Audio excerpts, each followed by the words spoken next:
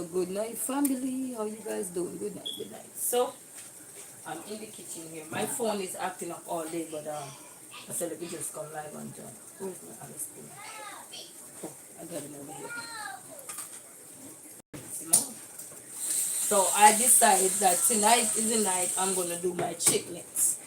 And turn the light off, Jay. Jada, turn the light off now.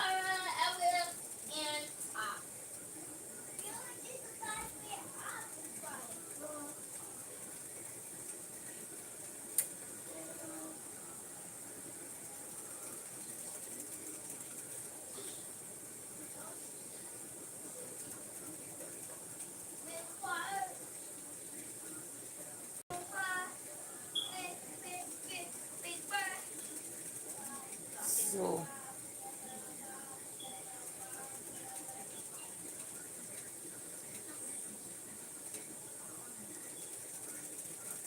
so I decided to cook my chitlins.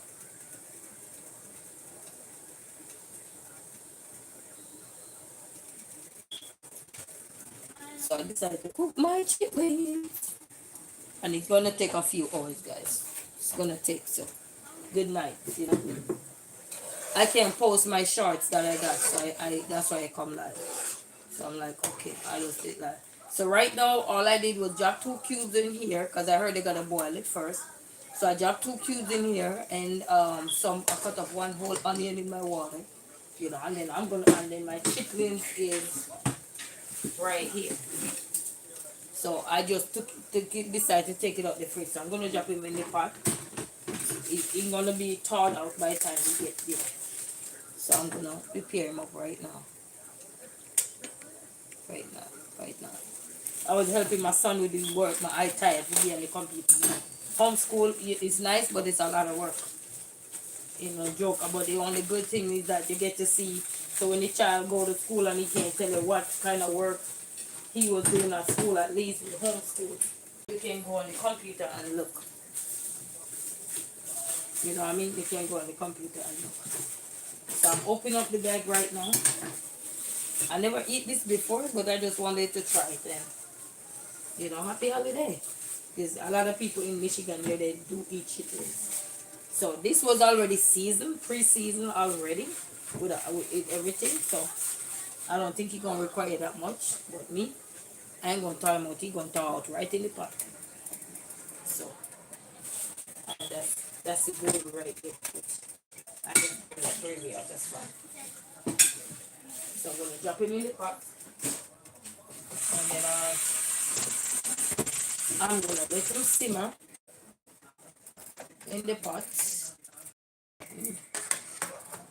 Yeah, because he got a slow cook, guys. He got a so for right now, I'm gonna turn the stove up.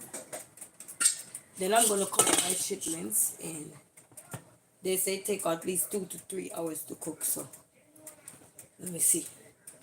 You know, and then after that, I'm gonna add some more garlic into the pot. Okay, you know, garlic really. So the chitlins is on, and then I'm gonna fry me some plantain also. I'm kind of a little bit hungry. Not say hungry, but before. So, but I already pre-seasoned it before from Thanksgiving Day, and it was in the freezer, so I just took it out.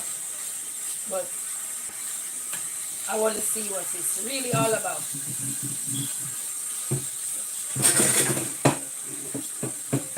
And then I gotta get me some more. I gotta get me some more. I gotta add me some more garlic and stuff in there too. But my phone is acting weird. You know, my phone is acting like a weirdo. A weirdo.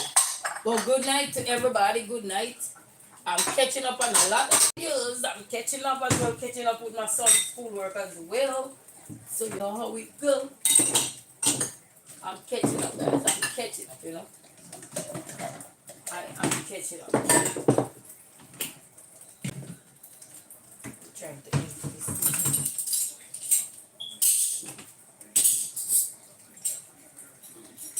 So let's see.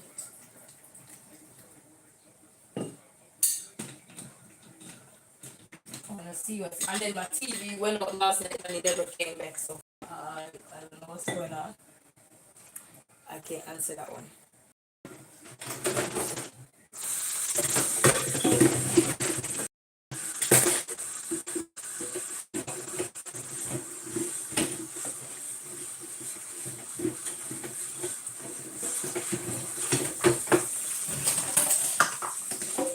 What is so hot? So I just started the chilltling, guys. So when it's almost done, it ain't gonna be done for now. But I'm gonna fry me some planches. I just got this dishes. I'm gonna try to catch up with my son's schoolwork and then watch some videos, you know. And I said I got a bunch of people I watch, so I'm gonna catch up with everybody slowly. Slowly but surely.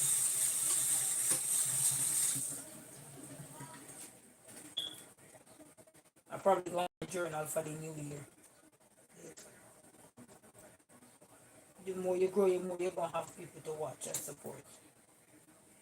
You know, so probably gonna have to have me just a journal so I can you keep a track of everybody, you know, so that I say if today I watch somebody's video and then I know I have a checklist. That means I watch somebody else tomorrow. Also, you know, just to show my love and support, you know. I've been supporting for over the years now, so like I'm new to YouTube, I'm not new. My name probably new on here, but not new. Not, excuse me? Turn that bright light off and use the other light. Yeah, my son still have a lot of work to catch up with, but his maths is out the way and just have a few more work to do for tomorrow. Because I want him to catch up like this week. This week coming up, I have a lot of errands to run. I have that courting to attend, everything. So ain't gonna be no room really. Ain't gonna be no room for rent. It's a run from room. Ain't gonna be none of that. You gonna be busy. Because tomorrow, and tomorrow I gotta run on the road as well. Plus, the guy's supposed to come and fix the heat in the room. So the good thing we always like to each in the living room. So we stay. The living room have heat.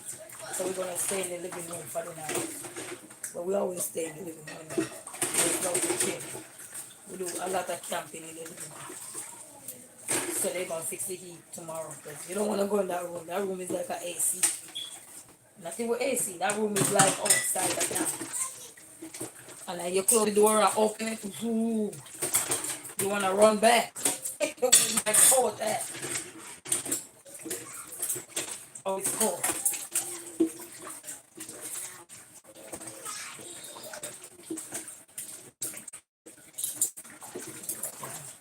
Being look at purposes today, you know, trying to clean up look here and there. Not finished, but at least we make progress, you know. Making some progress.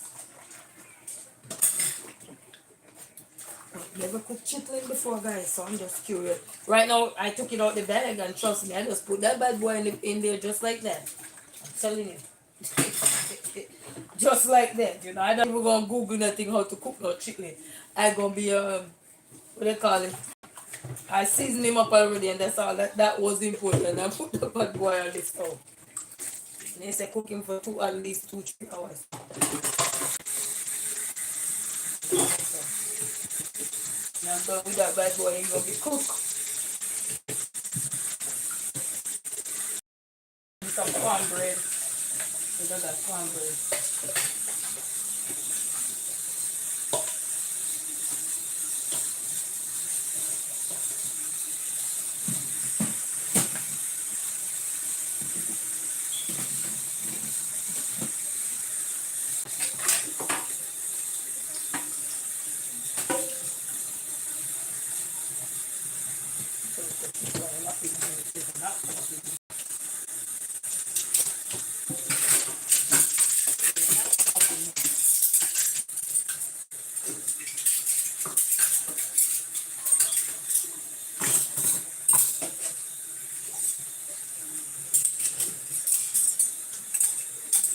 to have so many big cooking utensils, but the kids break them. Jaden, Jaden, what did I send you to go to? A child who don't get adequate rest cannot function. Do you understand? And then you wonder why later on you so mad on the street because you can't function. You don't listen. Go to bed. Excuse me? I know it's the weekend, but your weekend over. Go to your bed. You're on the computer all day. Go to your bed. I just still have more work to catch up on tomorrow. So make use of it and go to your bed.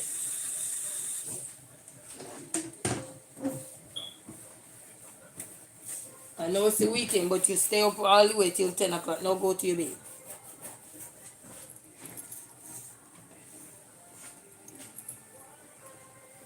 Yeah. You're probably going to wonder what the hell is cooking up in here. Yeah. But thanks family for your support. Thank you, cause the road. But thank you. I appreciate it, guys. You know what I need to put this on? I need to get the Clorox bleach for this, and then get one of these towels. These towels get so all up in here, then the bleach. These towels look like that, but this is what you call bad color. Somebody tell you you're bad color, you look bad color. So you get the bleach, put it on here, or the some nice soapy water. Spread it on here like this. And let it soak for a few minutes, and when you take it out, this come back white. So I need to but the bleach I got is not the bleach. That bleach ain't strong to save your life. Need something with some strongness up in there, you know. So I need something that is very strong. So, and then once you soak it, because you work in the restaurant industry, you learn tricks and trade, you know. So I gain a lot of that knowledge from working in the restaurant industry. Whether it's a small restaurant or not, it doesn't matter. Everybody learns something. So that's where I learned that. They say how to clean the board, because they have the big long one that go across. So they show me how to clean it. Well, the boss showed me how to clean it. So they let you know how.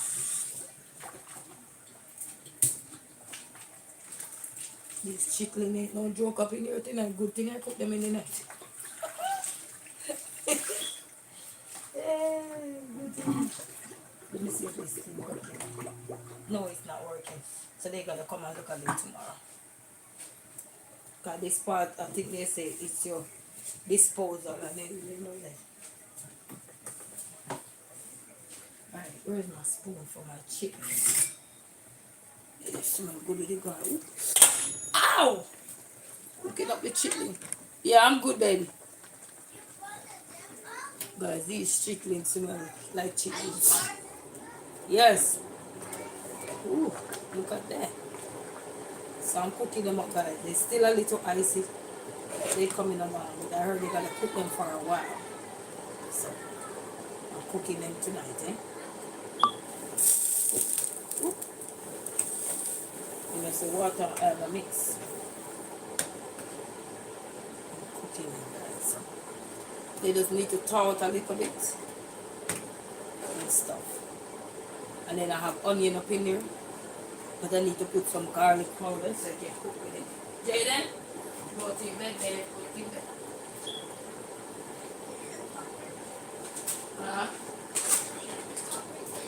Yeah, okay. This is real chicken for real, guys. When I said chicken, it's true. I just said chicken. So I'm going to put some organic garlic up in here. I already have garlic, but I just want to, bring up the aroma. And it's chicken, so I'm using a lot of garlic.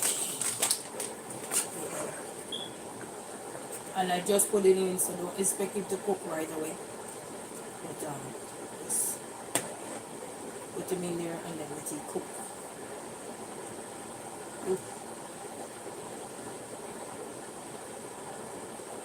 Let me taste and see what the water tastes like. Okay. Not bad at all. Not bad at all. But this is the chitlins, guys. Chitlins.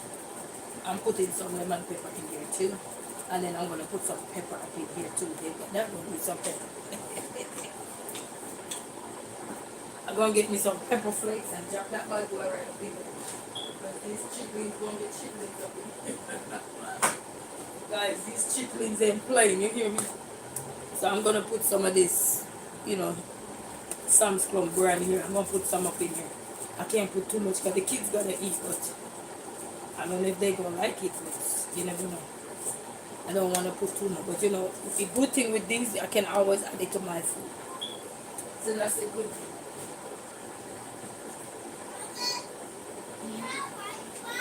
Alright? Yeah, since I'm doing chitlins, I'm gonna drop one of this one in there. I forgot I got them too. Because I'm always using the chicken one, not realizing that I got this one too.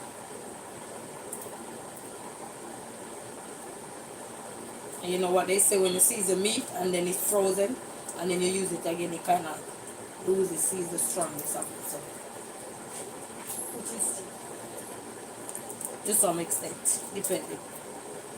So I dropped 2 beef in there. And that's it. And let him cook, you know. Let the chitlin cook. Guys, I have this house smelling like chitlins. Alright, you can tell it's still a little bit hot. But anyway, guys, let my chitlins cook. And then I'm going to get me a pot to fry me some plantain. Plantain look like they were crying out loud.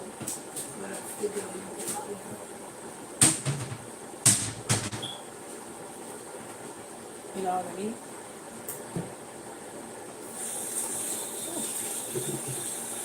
So chitlins up in the night, guys. Chitlins. Chitlins, shillings and chitlins. No, there's a shillings up there. No, it's chitlins. Chitlins.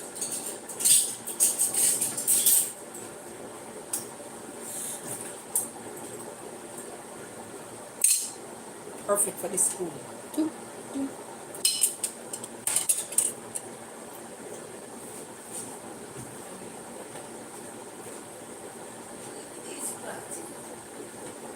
These plantains look like they went to a war. Because you know how long I bought them and they take forever. So the plantain went to war and they come back and I'm going to fix them up. They just came out of a war. So good night, beautiful family. Good night from wherever you are. Wherever you are, I want to say a big good night to you all and appreciation. Appreciate one and all. Appreciate you all. I'm appreciative of you all. Yeah. When I heard a voice say, cook the chitlins. These plantain, I don't know. These plantain look like they sell out. These plantain look like they were the only thing left in the supermarket. I've never seen plantain take forever to ripe. I mean these plantain. This plantain. I don't know what kind of plantain is this.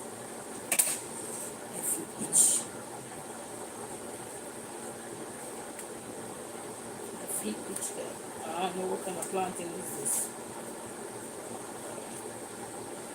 And you know, the funny part, sometimes when you feel to eat something, that's when it go wrong. When you have a taste for something. So, I guess I'm going to have to do it when, you know, like when you have on nails and you can't peel the banana. So I'm going to have to try it. You know how long about these plantain?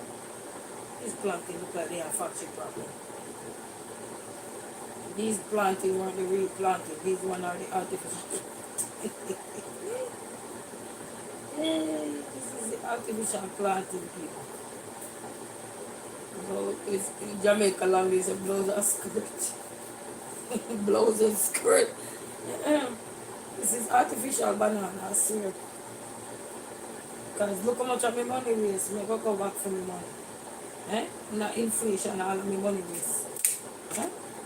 This is what it costs for.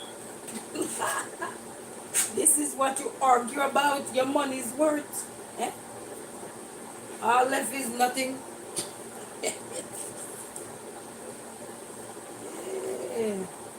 Artificial banana. Let me see if the next one I can go on back to. Oh man.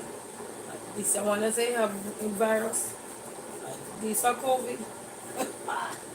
What the hell? Watch out. No sir. I want one so. Planting, eh? Planting. Oh Lord, look at this planting. This a plant. Guys, I don't even bother want the planting. It's a planting that look like enough for me. What's that?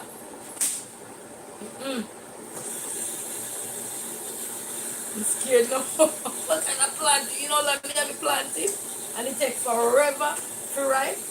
I don't know why. These most of these things, you know, they force ripe them to sell them. So all these kind of added preservative, and then as a result, some of them malfunction along the way. So it's crazy. Yes, it's a dish towel, guys, in that color, you know, but that's alright. A kitchen towel. Once I use a kitchen towel, they must bad color. And it depends on what you use up in your kitchen. You know, if you always burn up the pot, what can you say? You must have bad color kitchen towel. Like you cook out those. Don't worry your head. That means the food tastes good. The kitchen towel bad color, your food tastes good. You say step the towel up in and the food tastes good.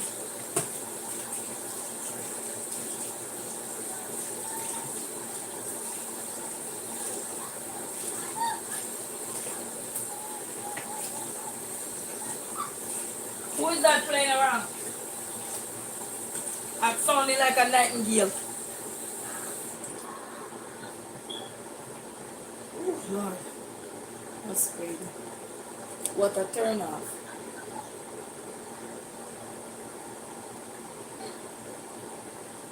And I was thinking, what else is there to eat? Food in the house, you know, people are just saying, yes, chitlins start spread out. Look on chitlins. Chitlins are spread out. Children are get award. Chitlins are get award. Watch out. Chitlins getting award. Alright guys, so them a cook. They say they want them nice and tender. So chitlin get awards. Chitlins are get award.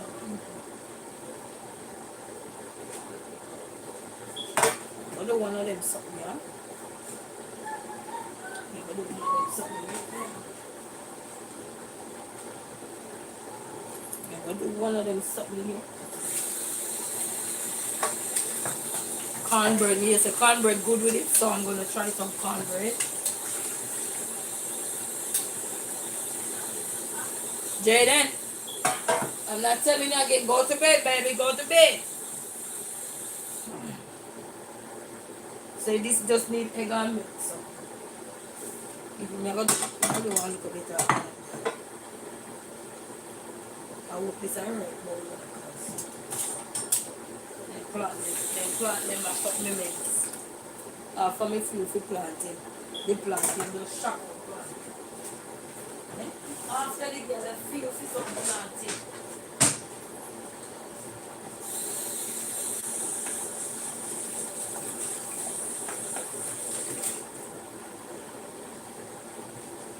I'm gonna use this one more trust.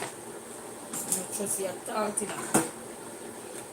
So this is just one egg and milk. Just egg and milk. This is called shake out. In Jamaica we call it tin mackerel shake out. But in America we call it shake out. Because we don't have to do nothing more than add egg and milk. Egg and milk, call it shake out. Shake and ready. In Jamaica I say one and ready, two and move. Big up yourself biscuity. Shake it out. One and ready, two and move. So this is one of the good one, the good one they say, the jitney park they say. This one of the better half. I hope we have to give it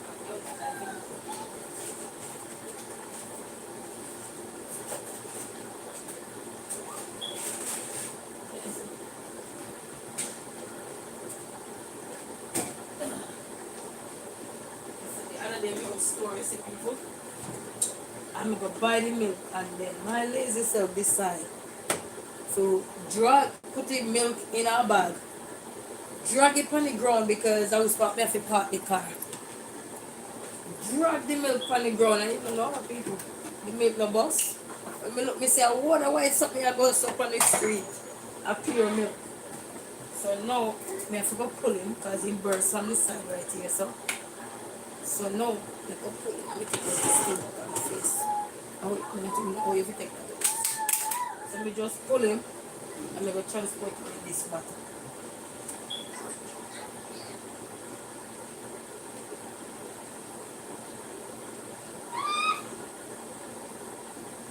This one had a little bit of milk, so.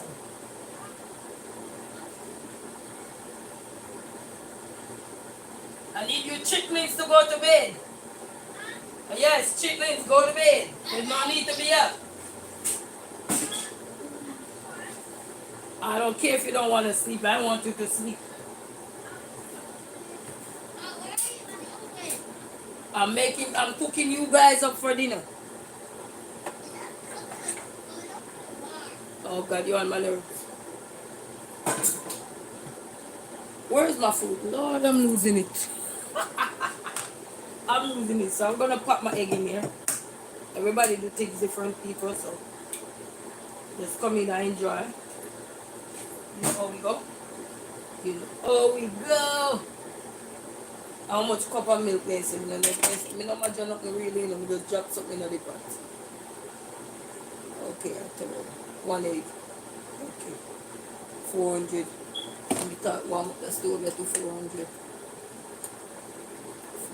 Okay. Alright. The chicken center and somebody. But you know, anyway you live you have to learn to explore, you know. People say they chitlin, love their chitlin and it's part of this, so they have to try it out and see what going. They say chitlins and cranberries, so they want to try it. You know? They say chitlin. I don't measure milk, you know, people, we just drop it in there. It's called non-standard measurement. We have measuring time, I don't have time for that.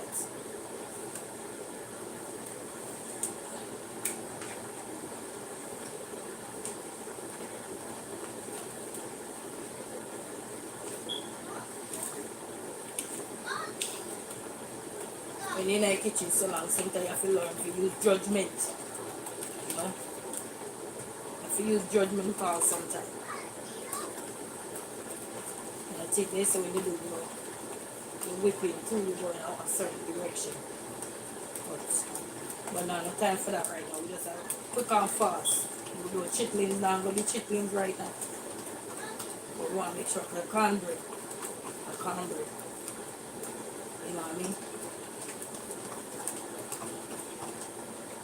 And some people do add sugar in there because I've been around a lot of Americans. So I've seen how they cook their cornbread. And they do make it from scratch to their own cornbread. So you don't have to buy the pack. You can make it from scratch yourself. But you know what? I wish I had some blueberries. I went to Maine. They had the blueberry cornbread with the seafood boil. Anybody ever know of how they call it, Landmark Restaurant? Yeah. I don't know if there's the people that still own that restaurant. But that restaurant used to call Landmark Restaurant right there in Old Orchard Beach. They come out with their cornbread, man. It just go like this, hot bread. Hot bread, me I tell you. And then when you mix your cornbread, you don't want no lump in your cornbread because when you bake, that part won't bake out sometimes. So you want to whip it. I don't have that thing, you know, the thing that then goes, but I got my hand, you know. My shoulder is tired because I haven't done this in a while. And you notice I'm having the food over here. People don't like when you talk about food. So you hold it away, but you know. I was watching a video once where they say you'll be surprised to see how many particles fly. Now, sometimes you can taste if you want to know if particles fly out your mouth. Talk with your hand to the back. And if any droplets they you know. You know what I go and find what I go.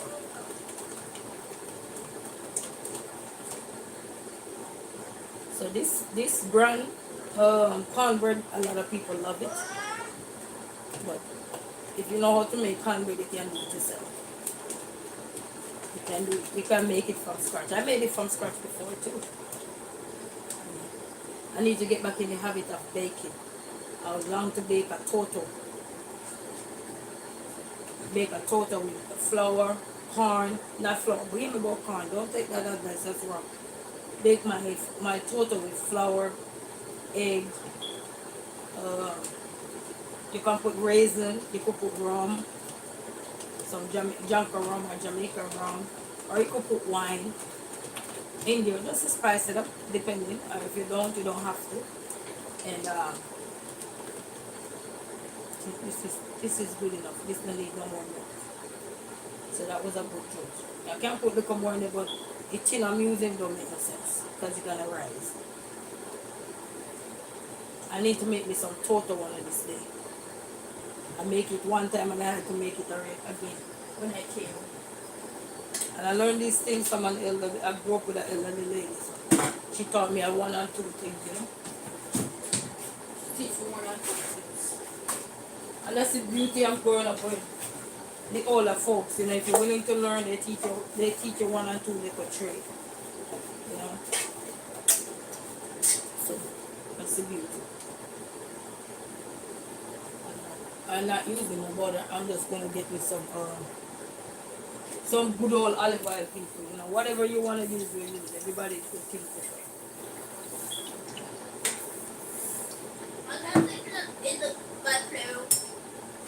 It's too cold. No, baby. The heat is only in the living room. I want you to get sick on how you guys get sick.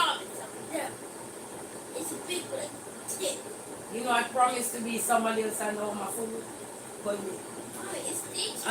Go your bed. You come like a doctor, just give people wrong medication. Go up your bed. Okay, then you pee too. Join him.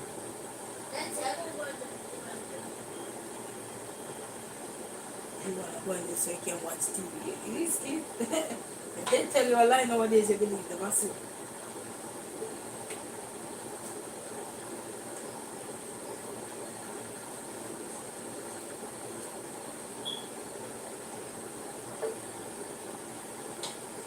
See, like I do excess. Oh, you see, ooh, ooh, chitlins. Why you doing your girl like that? Oh, chitlins cooking. They're not here, they know. Can't tell they're not ready at all. Yeah, I'm gonna need some more water. They take over.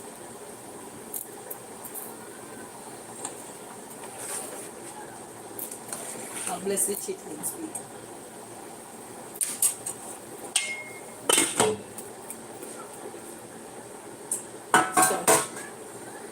I have another tin. I don't even know where I have it, but anyway. I'll just use this one. Ooh, I gotta put some more milk up in here. What the? Nash. Yeah. This one a little bit more in milk. I hope I don't pour too much.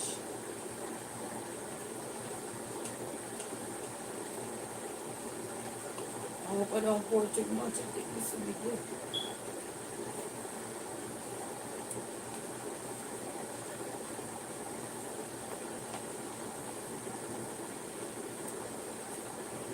Cornbread, guys. Cornbread.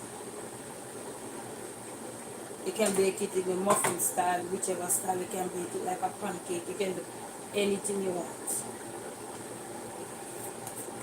with your cornbread.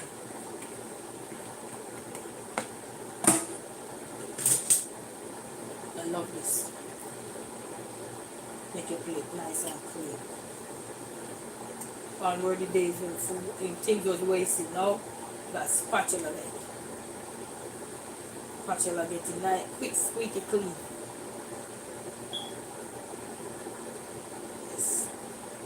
Yes, yeah. Less mess, less stress.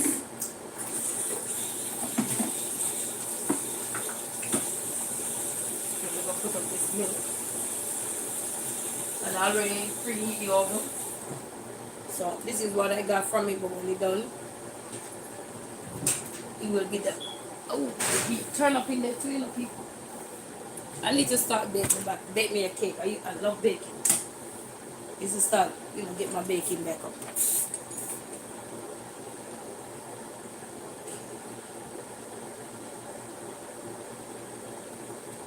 This been around since 1930, so a long time chicken been around. I was just looking if they tell me exactly how long it will take. 15 to 20 minutes it takes. So this don't take long to cook. 15 to 20 minutes. Right there. So, quality and value since 1930. That's a long time. Jitney around. And they have so many different ones. And then they have Jitney yellow cake. So somebody, my son, somebody give me this. They like when I put they have this is a yellow cake in it. I don't know if you guys can see yellow cake. And I'm gonna mix this with banana and bake it. I gotta do it. I was hoping that I could get some stuff done tomorrow, but since somebody coming to fix the heat, which is important because we're really going up in the season, you know, we're really going up in the winter season. So um, I won't be able to do this tomorrow because I gotta be on the road tomorrow. Let me put the milk up. I don't want the milk spoil. This is the only gallon I have. I gotta get this. Because we're doing hot tea now, so I use the milk to cool the kids' tea down.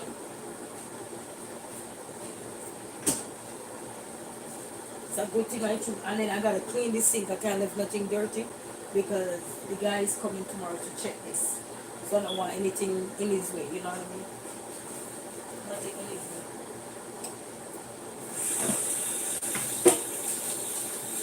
I just get back in how I used to be, but easier said than done sometimes. Easier said than done. I mean,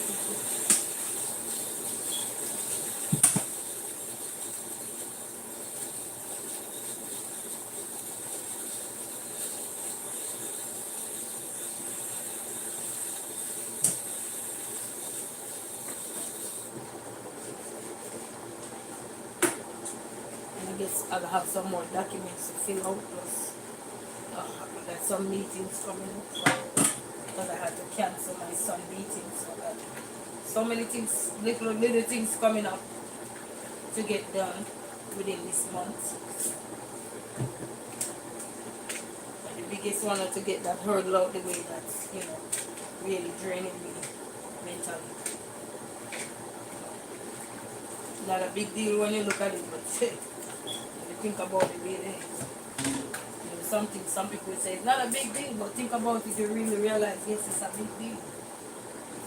Like maybe not a big deal to somebody, but you will think it's a big deal, a big hot mess.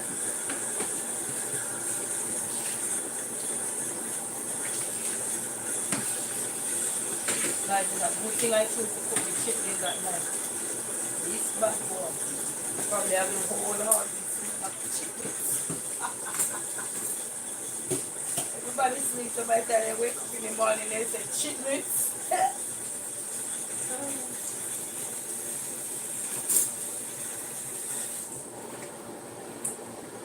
You see the water?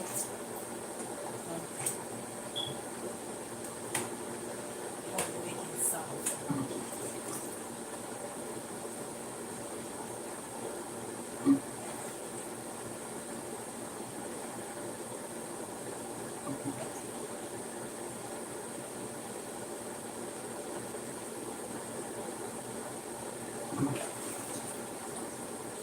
They're gonna come to fix this tomorrow, but I still put this in there. This thing. Just kind of let the air compact and it compress and then release.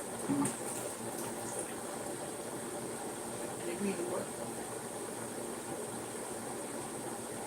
When you live alone, you learn so many tricks and trades that I don't think if you live with somebody you would have learned. You would have discovered so much about yourself sometime, I swear. It's like last year about when I bought those TV stands. And I'm like, these big old boxes and the Amazon delivery drivers, I get them specific direction, but those bad boy like, I ain't coming up the stairs. They left me right down at the bottom floor. Do you know this girl had to hug everything up like a little dog and pull them in, and then I had to fix them up. And then I called on my son godfather and he came. And he said, I don't really know how to do these. He said, I'm going to help you with one, dude. And I had to set the other two up for myself. So I was almost done with that. The one in the living room the one with the fireplace. And he said, okay, I will help you with that one, but the other one I won't be able to help you. I said, that's fine. I'll let me tell you something. Ah, When you when you by yourself, everything become not a task but a something that you must get done. As opposed to, oh, if you have somebody, I'll wait till they come and they will do it for me, blah blah blah. Blah blah blah. But trust me, when you're out by yourself you learn so much. That nothing but rocket science that won't even teach you. You gotta, and that's why it's always good to, be in a space where you get time to be yourself. Because when you're in a space and you don't get time to be yourself, you're literally living through somebody, so. And then when you have to be on your own, you don't know how to survive. But, when you get chance and, you have people who respect you being yourself, respect you doing this on your own or whatever, that's amazing, because anything can happen. This life is not promised. Anything can happen. Any game can play. You know what I mean? And what you gonna do when you don't know how to do anything? You know what I mean? So it's good. As even before when I didn't know how to drive, I spent a lot of money paying people to drive me here, drop me there, and trust me. Wasn't that easy to I was pregnant one time by the checker. I take a checker.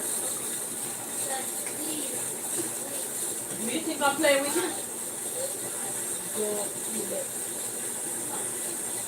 No, and oh no. Your room is too cold because there's no heat back there. When tomorrow you'll be able to sleep in there. Now you're back in it. No. These kids want to stay up there late. No.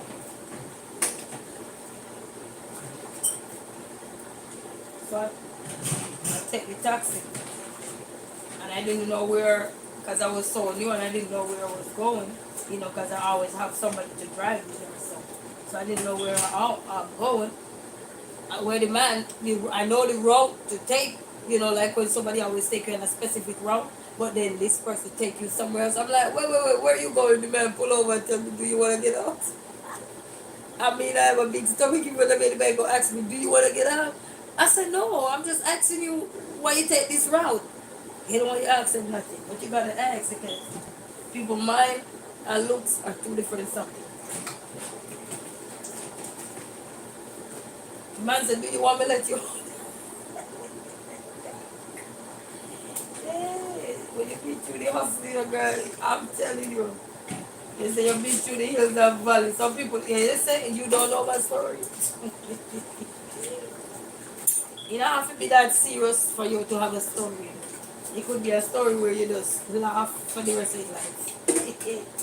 Because it's crazy. You can't ask where this person taking you because you're not thinking that you might not used to the route or something. He just said, do you want me to let you out in the middle of nowhere? Well, it's a place, but like street or, everybody there, but where I don't know the area, you know what I mean? So I'm telling you. Just the stuff you have to go through to survive this life. So they say take everything. Look how the kids beat my knife. Oh my father. I know which one of them do it. The chihuahua. The little one. Always banging. He need a drum set. And he always banging and stuff.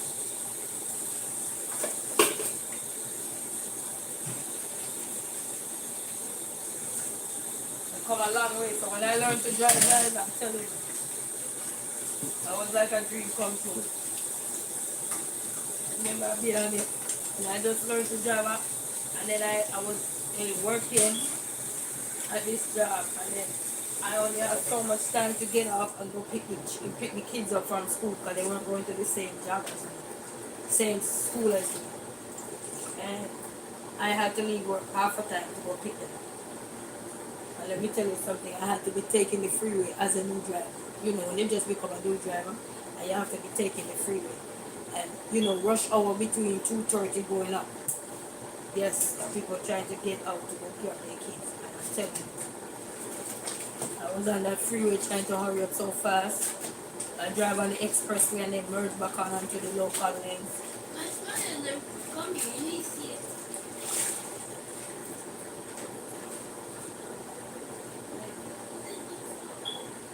Chilltling, lay down.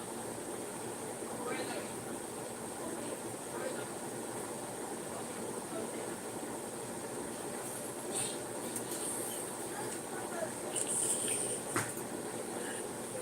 I mean, Jaden said, Ma, come here.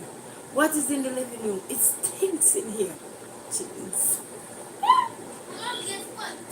There's a grandma that in this thing in there too. Exactly. So that's why you go sleep. That's why I'm cooking the chitlins now. And guess what? It stinks in the bed. Okay, and guess what? If you close the lid, we won't get up in And there. I went in my room that got my present. And guess what? It stinks to a tinkling. Okay, well, we're going to eat the chitlins. So you're going to have to have enough Colgate and mouthwash and everything. Now go to your bed because I know what you're trying to do. What? Go to your bed. So you can't function in your work because you're stubborn. Go to your bed. Go to I'm not playing with you. I said go to your bed. Go to your bed. I am not laughing with you. I think I'm laughing. Child who don't listen get in trouble all the time. Go to your bed. What else I was thinking? There was something else I was thinking of. I don't know. But we come a long way, family. I tell you. As the songwriter said, we come a long way. Come a long way.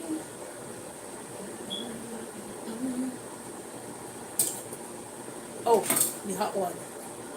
Let's see.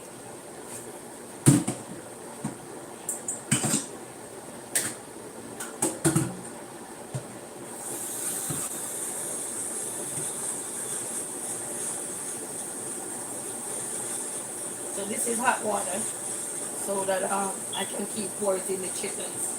But it's going to take a few hours to cook.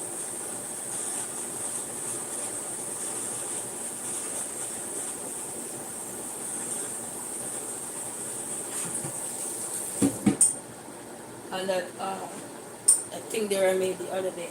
It's a good thing I choose to put it on tonight because, you know, there's a chitlin smell. So. And but if we weren't so cold, I would have opened the window. But at least it's alright. So this is the first set of water, people. First set of water. So I'm going to add some more water. I don't know if you can see. So that's the first set of water. So I'm going to add some more water up in here. You see, that's why you're going to put, you know, yeah. I don't use salt, guys, so don't worry.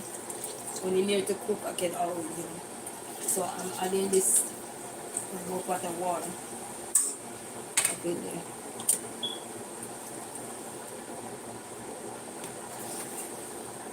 So that's the chitlins right there. Chitlins. Trying the traditional world. It's not the traditional, but people like their chitlins here, so why not? Why not? Why not?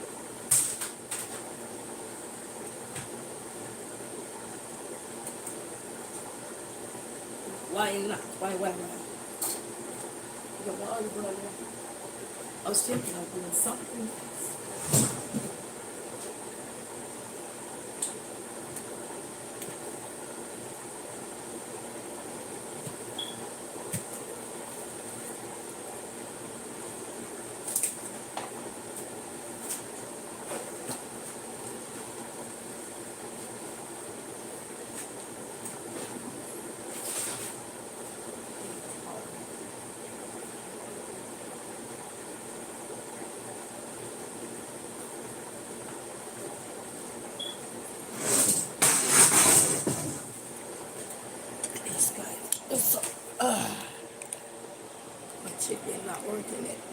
got the cake in the oven too. I remember that the cake is in the oven. And then I forgot I have these fries. Lord, oh mercy. Let me just keep my chicklings. I know we're gonna do. We're gonna knock it over sometimes. Oh, it's coming beautiful together, guys. Let me see if I can show you it before it's done. Let me show you what going on, sir. See the guys, it coming nice. See that?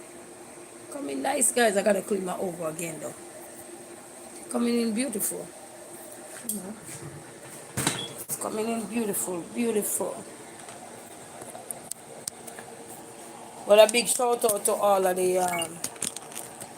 the content creators. Big shout out to you all. Miss Trishana, um, Charita Jones. You know, big shout out to you all. You know, shout.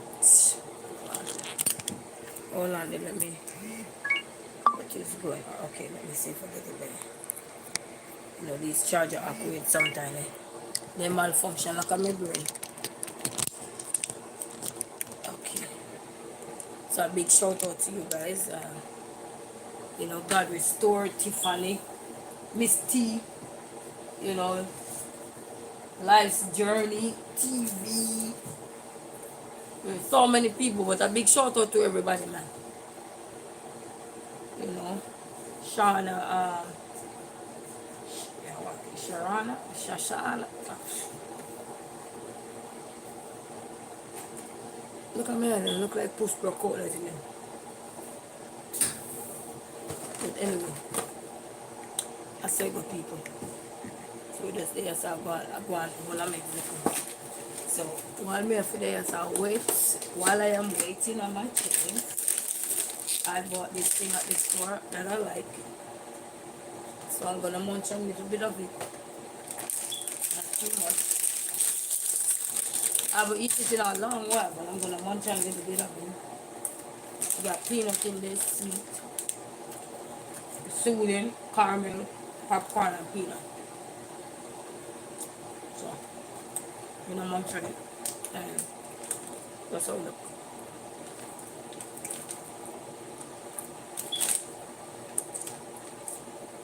So it's a good thing I choose to cook my chitlins tonight. Plus,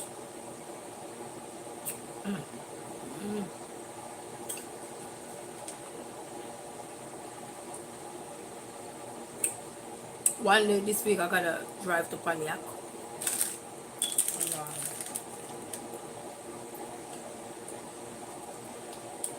And then come back and then go to court the next day early in the morning. One of these days.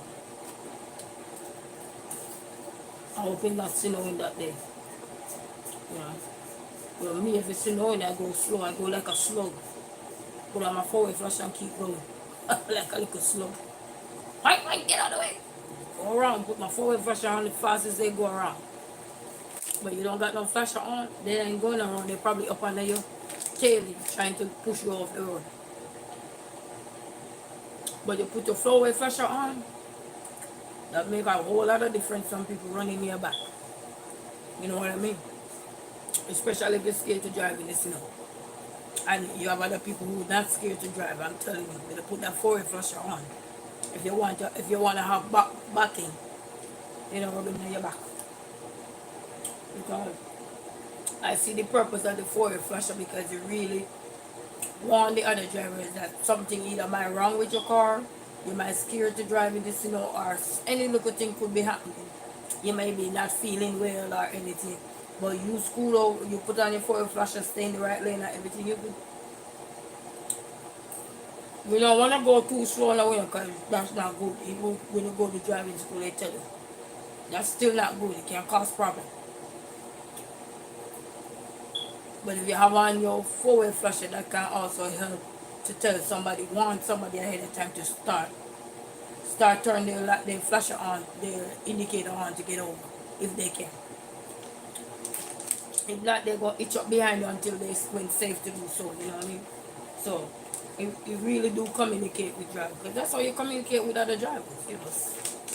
You don't have to wave no hand and say, hey, go around me. You know, they used to in Jamaica when you go around. You know, you don't have to do all of that.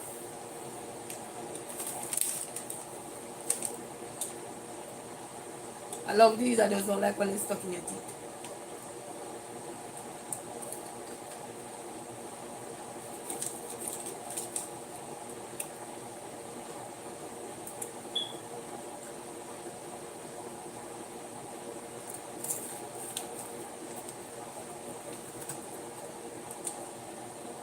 This one don't have a lot of peanut.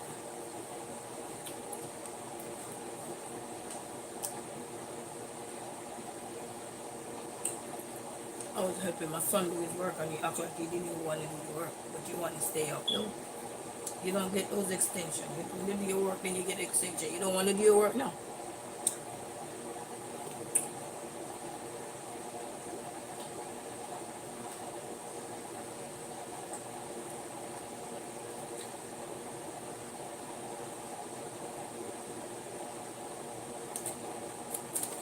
But then, the baby is not afraid to go to sleep. When he time to sleep, he said go to bed, he goes straight to his bed and go lay down.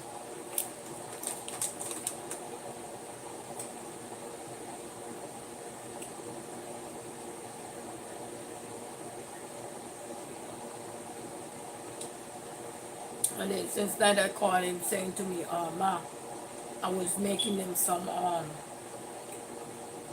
spaghetti out the can, you know, the spaghetti them out the can. I was warming up one of those for their snack before they go to bed. My eyes hurt. And my son, the little one said, that's enough, Mama, that's enough. I'm like, and he not looking at me, you know, because he had the phone in his hand.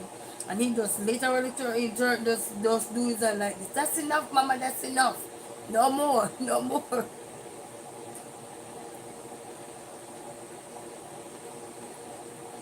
And I'm like,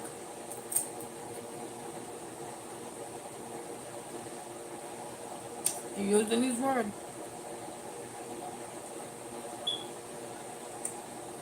And you know he want a lot. But the way he was when he was a baby, I swear to God, he would be eating down the house. Because when he was younger, I had to constantly go to the store to buy food.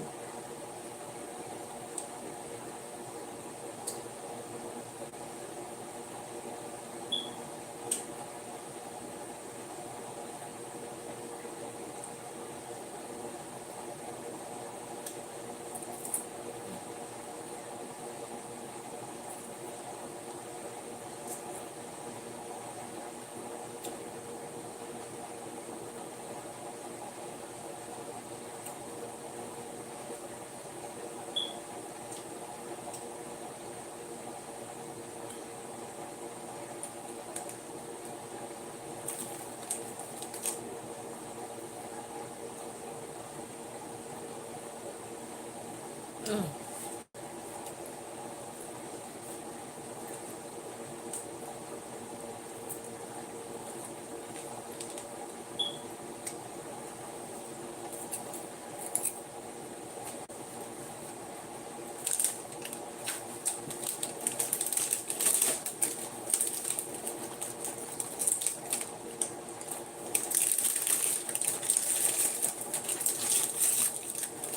I'm not eating none of this because it's sweet. I'm going to have to drink some water.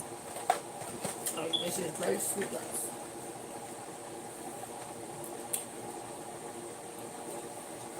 Very sweet. This is more to calm you, you know, keep you relaxed. Like, you know, when you just sit down and you meditate.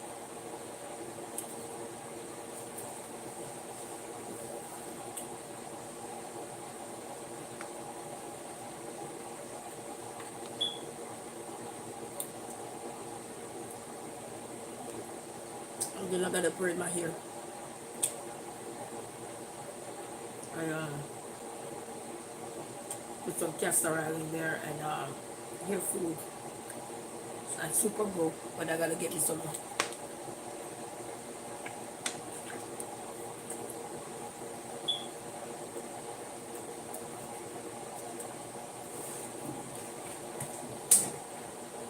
Umbrella rise nicely, man. What? People make umbrella say one up in there.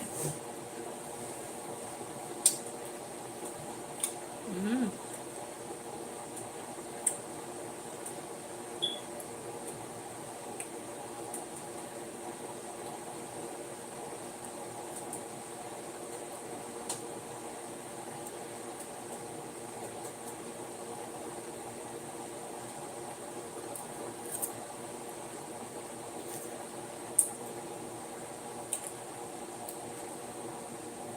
I need to make, oh,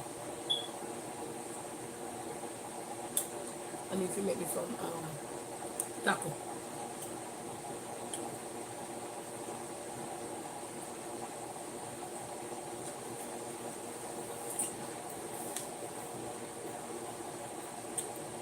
Something has come to my mind. I got some pancake here. If I remember it, I'll try to create it. You know, sometimes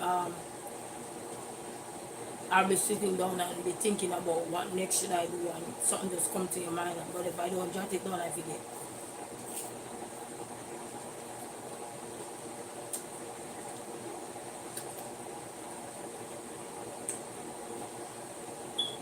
And then my TV not working.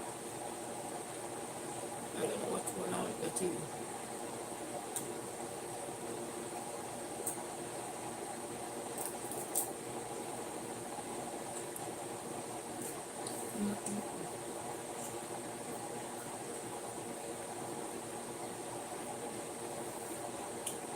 And then the cabinet I have over there, the Chinese cabinet, I need to rearrange it one of these days.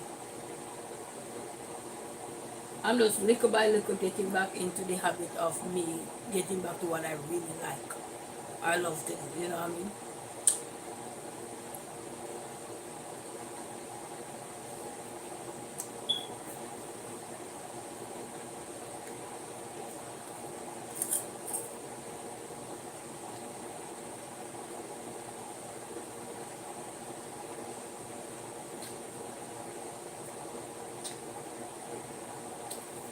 Literally getting back in the habit, people. It's not easy getting back into the habit.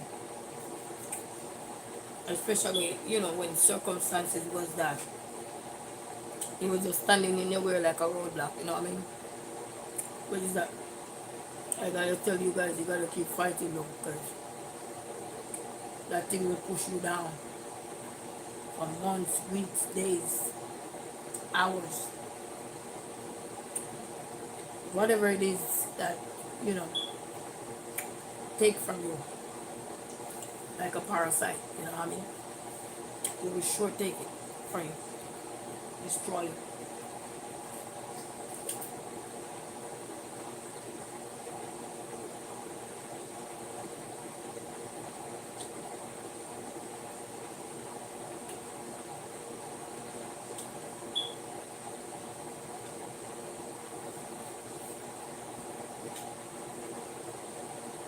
So the kids went to bed. Oh, we will look on the chitlins, yeah?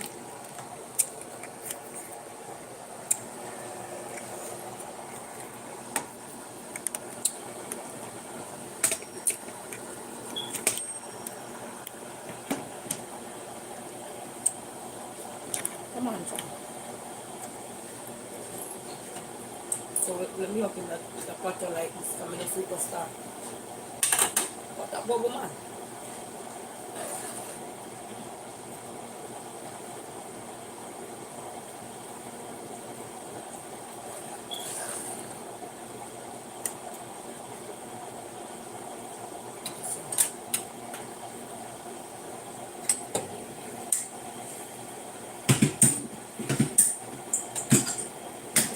They say you gotta keep adding water now. Well, I figured this bad boy out. I don't know if I will ever cook chickens again. I don't want no long pots. I don't want nothing that's called take me long. I need you move. Get up and go. Don't take me long, please. I need to eat my food. I'm ready right now. Don't take me long around here. So I'm gonna add some water, guys. I'm gonna turn this one down and let it cook. And let it cook. Now I just want to be on the safe side with my chickens because I want him nice and tender, you know. You have enough seasoning in him already. You gotta remember one things come back all the way down to a boil. You get back all the ingredients. Now when you distribute water, it's gonna make it look taste fresh or whatever if you taste it now. And then I need to skip off this oil. This excess oil. This is a lot of oil. Look, this is a lot of oil. You know, I go with a lady that she used to boil castor oil. And when the castor oil have the flame, just like how you just see this look, she used a spoon and skimmed the top off and it would look just like this. Sure. And then the oil would be on top here. And she put it through a strainer and she would strain the oil. So I know how to boil the castor oil too. So it just almost look like this. You know?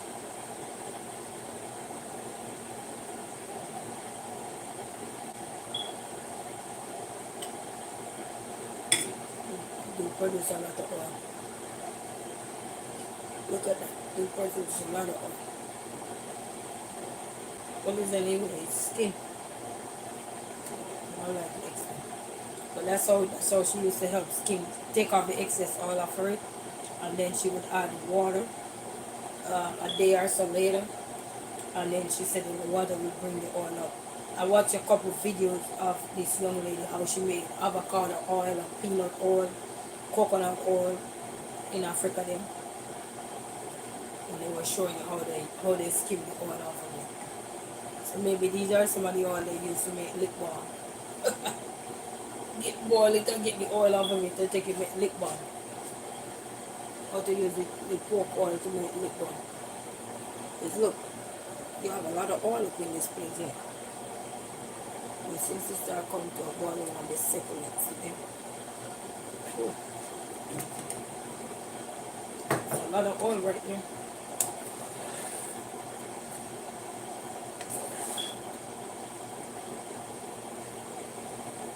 So that's how they skim the oil off the castor. When they boil castor oil, that's how they use it. They have a big spoon like this one that I'm using. And they take off the oil off the top. Just like that. Yeah. Just like that. Maybe if I was still in Jamaica, I wanted her to teach me how to do it. I know how to do it because I used to boil the oil and beat it. Help her do the castor oil, so I know how to do that. And bottle it up and everything. But you just can't hand the castor oil around no salt, she said, because you know the story of there's a salt cut your hair out. So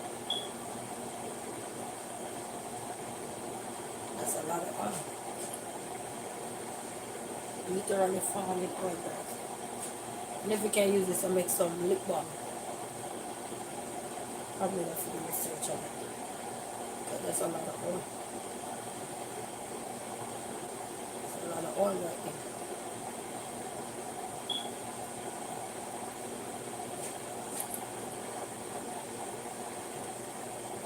Look at the oil, it's pretty. See? Oil pretty.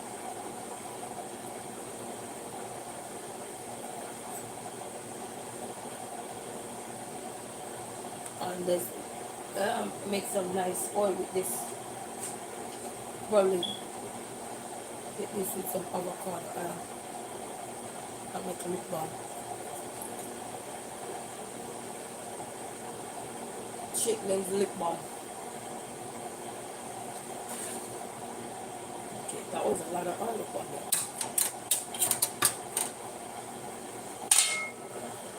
That was a lot of oil, people. Look at the oil.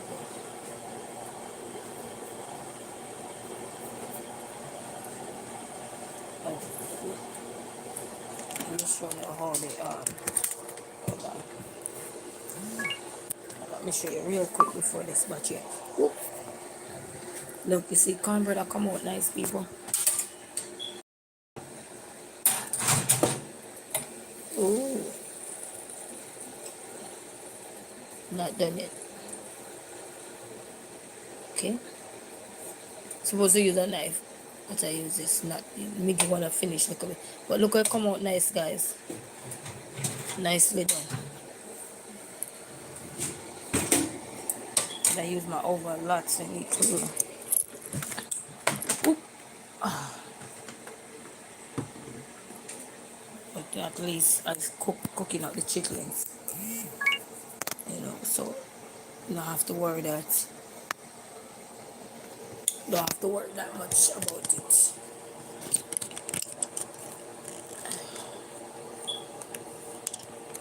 Yes, I feel a little bit more lighter after washing that here. Because that place with all that white gel. Feel a little lighter.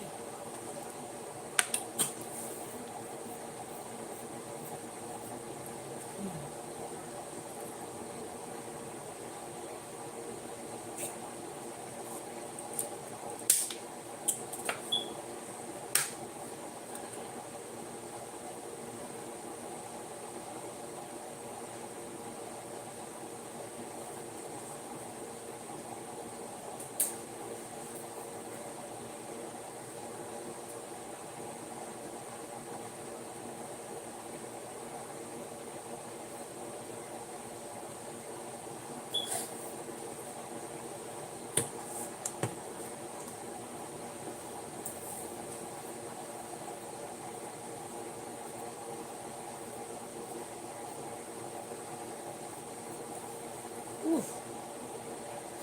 Just waiting on that cornbread to be almost done. I probably can't turn the oven off because I don't want to burn my cornbread up. I want to burn it up. I want him to come out nice and golden.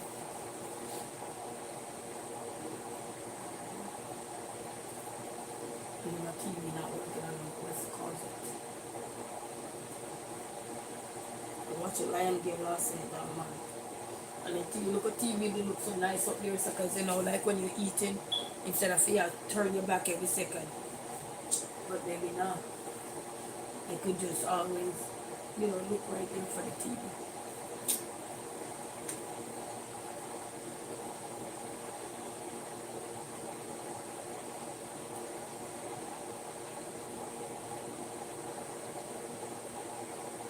It can't be made, because sometimes I want people to focus on something else other than TV. It can't be made. Sometimes it's always a warning is to just stay focused, you know. Don't get caught up in things that are none of this world.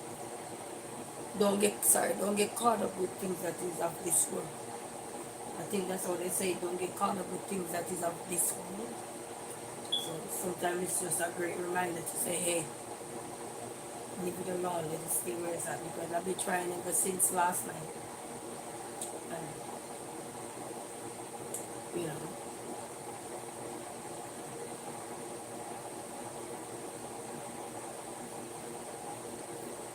and then the heat that control in here.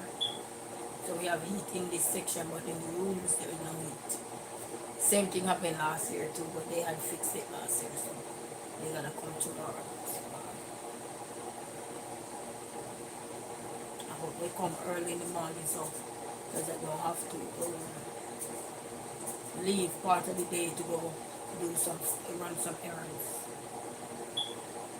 But I don't really have to go tomorrow. I think I have a few days to go. I can go there anytime. So.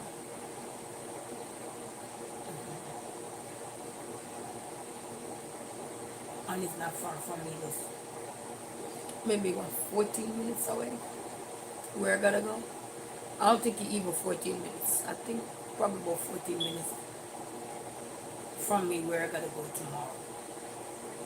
But good thing I went downstairs and grabbed my mail. That's how I realize. So I wanna go early. I won't be able to go early because I don't know how long these people gonna be here tomorrow for.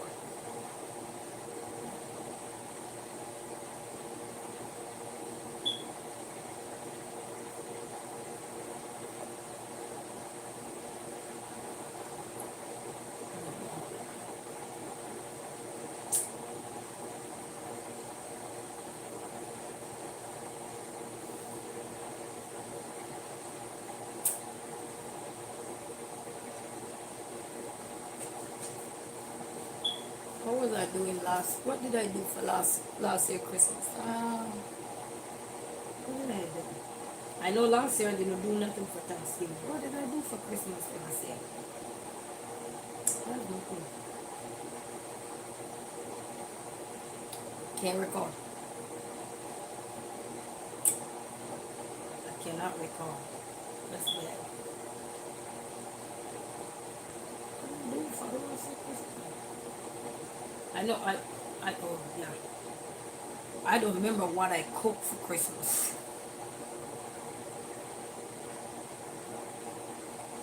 I don't think I did anything for Christmas.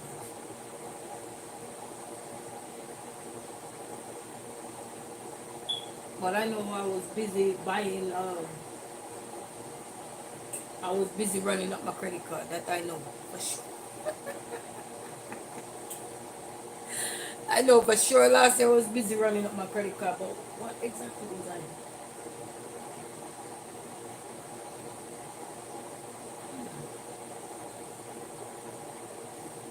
Hmm. What did I cook for dinner? I cannot recall. It's so bad. This is bad. But I remember fixing up I worked tirelessly too. At this time, I don't even think I was not on YouTube in December. Is this year I started YouTube, I think. I was always on YouTube, but I wasn't posting anything. So, I remember that the first thing I fixed up was I have a shoe stand with all the mesh. That's the one for my room. The two-sided shoe stand. Where you put shoes this side, so they sit like this. Yeah, that one. I went to Target and got myself that. And then I got one for the kids. But then when I got that one, I thought it was the one just like mine. You know, sometimes you see something in the store, and if you don't look good at the image that is on the box, you will pick up the thing and thinking that, oh, it's the same thing. When I got home, their one was to hang on the door. Seriously, by two I had to throw it outside. It was not that good for that much money. No. So I had to throw theirs outside. So now I gotta get me another, one. So and then I was busy fixing up 3 TV stand last year. Yeah, fixing up TV stand, getting the kids their gift and stuff. And then this year, I'm just more chill, easy going, lay back this year because of all this stuff that is really happening towards the end of this year. Now, so you don't really have much enticement to it to me, but because of the sake of the children, I want to still like force myself to be there so that they can have a jelly Christmas. They ain't gonna have no jelly Christmas, like no Christmas tree or something. They ain't gonna have that. But I'm gonna make something so they can have it.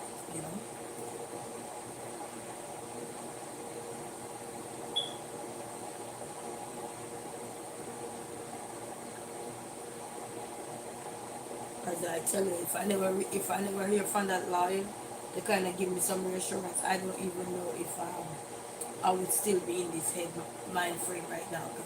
How much headache I had over that thing, you know what I mean? I turned the oven off, nice. The cake come out nice, guys. Cornbread, not the cake. So that is to put, when it's cool, I put it up for the chitlins. When the chitlins is done, put it up for that. So, yes, so,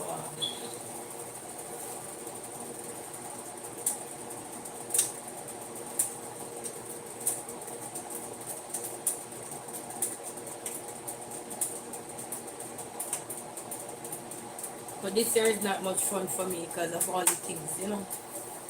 When when all the things just keep shoving your way, it's like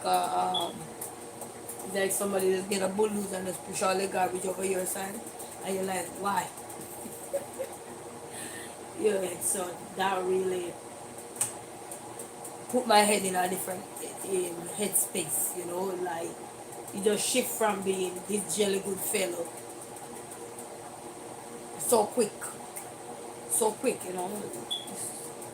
It's just so funny how things can really take a toll on you when you're in it. If you're not in it, you won't understand. But when you're in something, whatever that something is or whatever that situation is, then that's when you really know, like, wow, this was really challenging, or it wasn't bad, it was okay, or but it's one thing with mud and it's one thing with dirt. Same thing. Oh Lord, I tell you.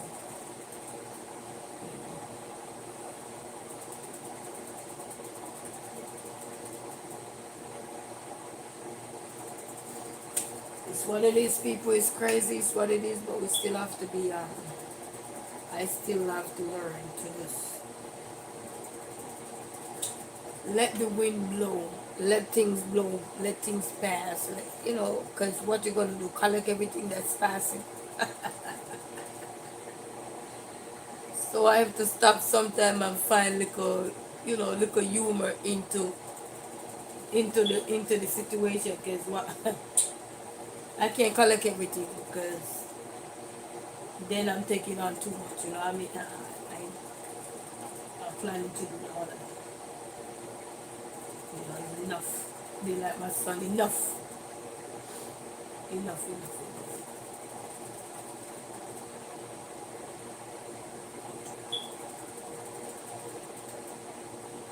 I just, I just thank God that I'm still on this planet floating and alive and well and still be able to, still trying to figure it out and still learning how to cope during challenging times. As a woman with two young boys, you know, it's like you want to be there for the kids sometime, and then the next time you're so drained with everything that's going on that you can't even go to the kids and say, hey, look, this is this, look, that is that. You just have to internalize everything and just take everything in by yourself. So it's like when you get a little moment for yourself, you just get a little moment to just take deep breath in and out and just. Because at this time now your tears are dry. There's no more left, you know what I mean? They're so dried up. It's like they're there, but you waste too much on credit. So it's time to put things into, practice and see. Find a solution. The crying ain't gonna find no solution. Crying will help you get feeling a little bit better, but it really ain't gonna help you find a solution. Until you just take a moment. And that's one thing I kind of like with this weather, no matter what you're going through when you're inside the house, as soon as you go outside and that cold hit you, you forget all about your problem. Because your goal is to just get in that car if you're taking the car, or catch that bus, catch that cab, where you bus, where are you so and so, and just go about your daily business and try to get back in the house. So this weather is really good and it's really bad, because it's cold. But for me, I like it. I like it. I just don't want to be in it. In terms of walking in the cold, your body regulates heat. Standing and not moving or doing nothing else, that's when cold really hits you. So imagine when your house is cold and you gotta be stagnant up in your life. Okay, that's when cold hits you for real. I've been there. Used to have those overall pants. Put the little baby into the into his winter outfit. When I mean winter outfit, the whole suit. in this in the cold house. Not a nice feeling. I mean, literally, you balled up in that bed, and the bed was so big, but you like balled up in that bed. You were so cold, you were even afraid to even go brush your teeth because of how cold that thing was. When he gone, let me let me get up and take this cake out if I don't want my comments right now. Ooh, that's getting nice, guys. Look at that. That's the cornbread. Ooh, that came out nicely. Nice little cornbread. So I'm telling you, you don't want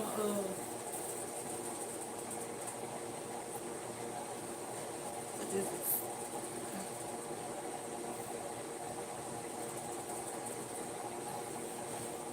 So balled up. I'm telling you how many pair of socks. But once you're literally walking in the cold and you have on proper gears and everything, the cold don't bother you much.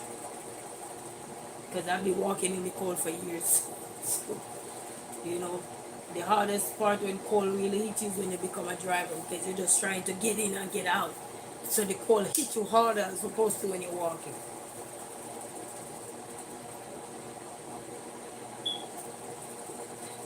But this year has really taught me some lessons, some valuable lessons. You always have to pay attention. You know, always have to pay attention. And can't be mad at yourself too much. You just gotta give yourself grace. You're still alive, you're still well, you're still well. No matter the hurdles, the obstacles that came with the year, you know, because every year you're gonna have something coming. Every year, you know. So, but this year, you know, 20. Let's speak of this year. This year really taught me something that you don't take for granted. You know, such as even when you think you're doing the right thing, sometimes to others you're not doing the right thing. And that one good reason I can say this is because I get dragged into court, and that's daunting on me. You know, that really take a toll on me because knowing that you're doing what you're supposed to be doing, you're communicating the way you're supposed to, and then just in a blink of an eye, you don't know what somebody else is doing, but then you get caught in it because it's between you and that person. You know what I mean? So life is so unpredictable. You just gotta go with an open mind, stay prayed up, and have a mind to think for yourself. And even if you're in a situation and you don't know how to go about it, don't be afraid to ask questions. Reach out to the necessary people that you think can help you, so they can, I want to mean, help, give you advice, or you know, steer you in the right direction as to how to propel from there. Know that this is happening. What's the next step? What is your decisions? What are you gonna do? You know what I mean? So this year had really taught me that no matter how good you are, something is always gonna be there trying to attack you or trying to destroy you. But it's for you to understand and stay in your lane and know exactly who you are, know what is what, in terms of, if you don't do something, you don't do something, you know. But then it's one thing to say if you don't do something, you don't do something, but it's another thing when it's all in court. That's not a nice feeling. That's not a gem you want, because that's not a gem. That's disaster. Even if anything is cleared, you know, it's just that one moment that taught you that you can't take nothing for granted. Because the things you might take for granted, somebody else out there faced with it. The things you understand, somebody else out there do not understand it. You might do something and you say, whoa, this is easy, this is simple. Doesn't mean somebody else understand what simple is. or they say simplicity, doesn't understand, because they're dealing with so much internally that they themselves can't even figure out exactly what is going on, you know. So life can be a journey. Life is already a journey. It is, because you're growing up, and if your life is like a chapter book, every year you turn a page, every day you turn a page, every month you turn a page, you know. So your life, our life, constantly flipping and turning. Sometimes it reverse as well, you know. Sometimes it go the other way, you know. They call it the anti-clockwise way. Sometimes it does go there where you might be going and going and going and say, yes, I'm getting there, I'm getting there, yes, yes, I'm getting there. And lo and behold, little did you know that something was right there listening to every single word that you utter out your mouth. And you would not have known it until that thing arrived close to you. It's too late. You just gotta face your fears, take on that challenge, and say, God, I'm with you today. I am with you today.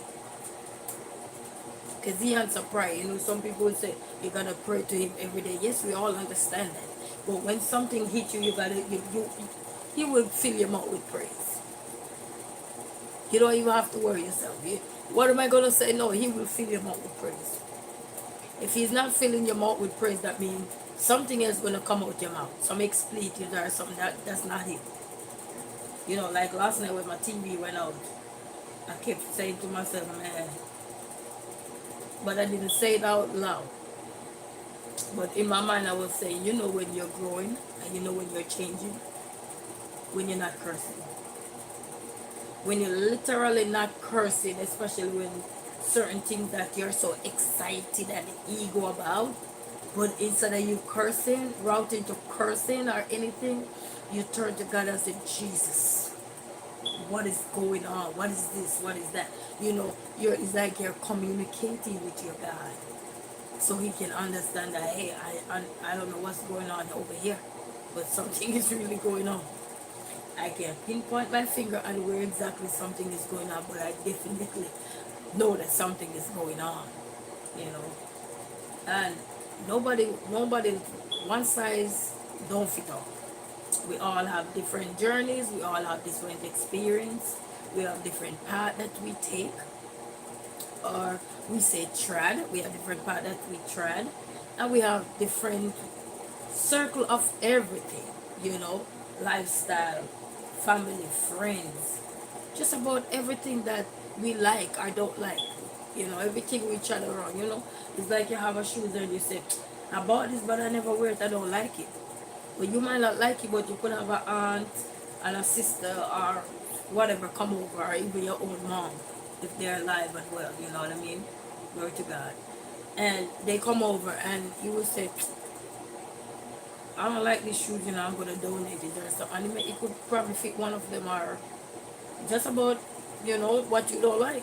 You know, it could fit somebody else, even though they say if you're going to give something to somebody, give them what you like. That's why you have the shoes. But sometimes you buy something right away, you love it right away, but after a while you grow out of that phase.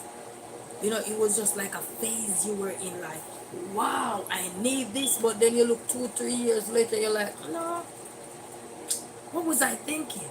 You know? You know. Like I made a decision last year, and I said my goal was to and I did accomplish some stuff for this year too. Because you know, one of my goals was to always have my mom come and visit, and that was fulfilled earlier this year in February. So that was really amazing, you know. It was really amazing, and my sister and I, we were communicating, and she was saying that would be nice. So my dream was to get her here for her birthday, and then even when she got here, I didn't get a chance to really do much because nothing much was going on for me, you know.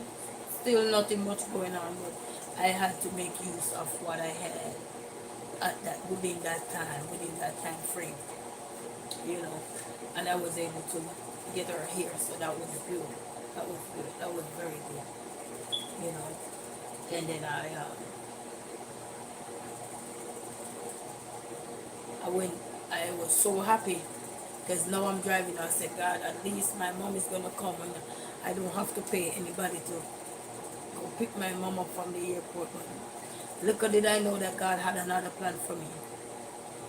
I got the car tuned up and everything within a week before she came, and got the oil change like 2 days before she came.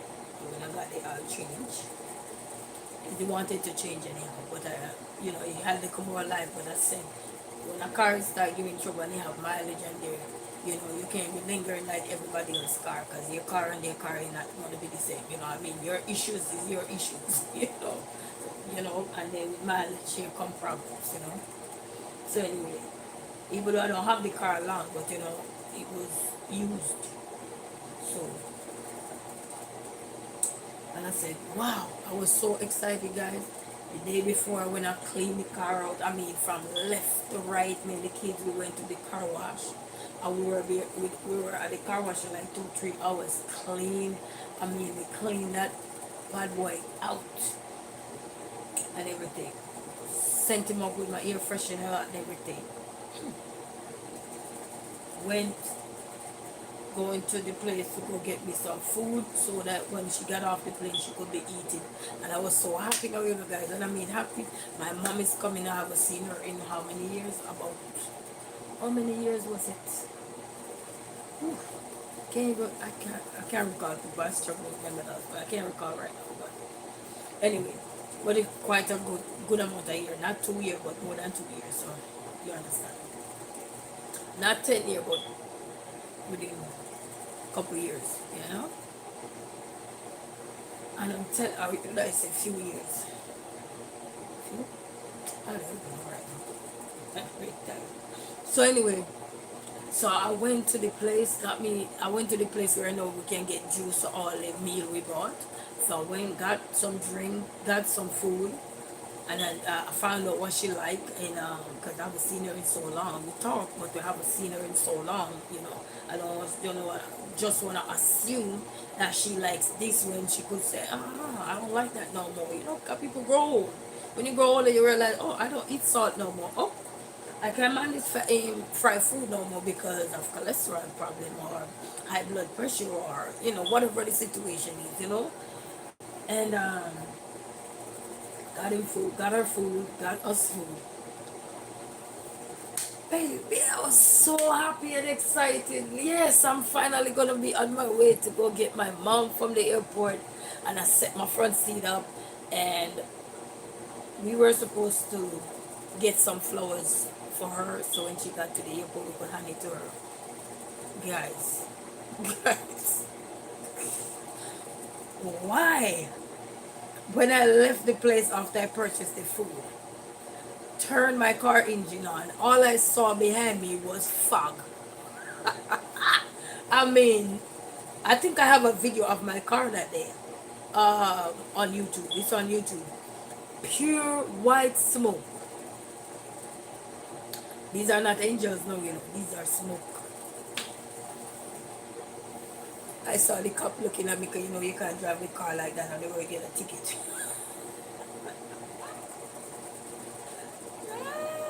Guys, let's not say, guys, family. That's one kind of family. Let me tell you something. That car did not make it to the airport. Remember how I cleaned that car, tuned that car, did all that I could, pay all those money to do all those things? That car did not make it to the airport. I mean, the sumo that was beside it, and you should see people scooting over, thought the car gonna catch fire.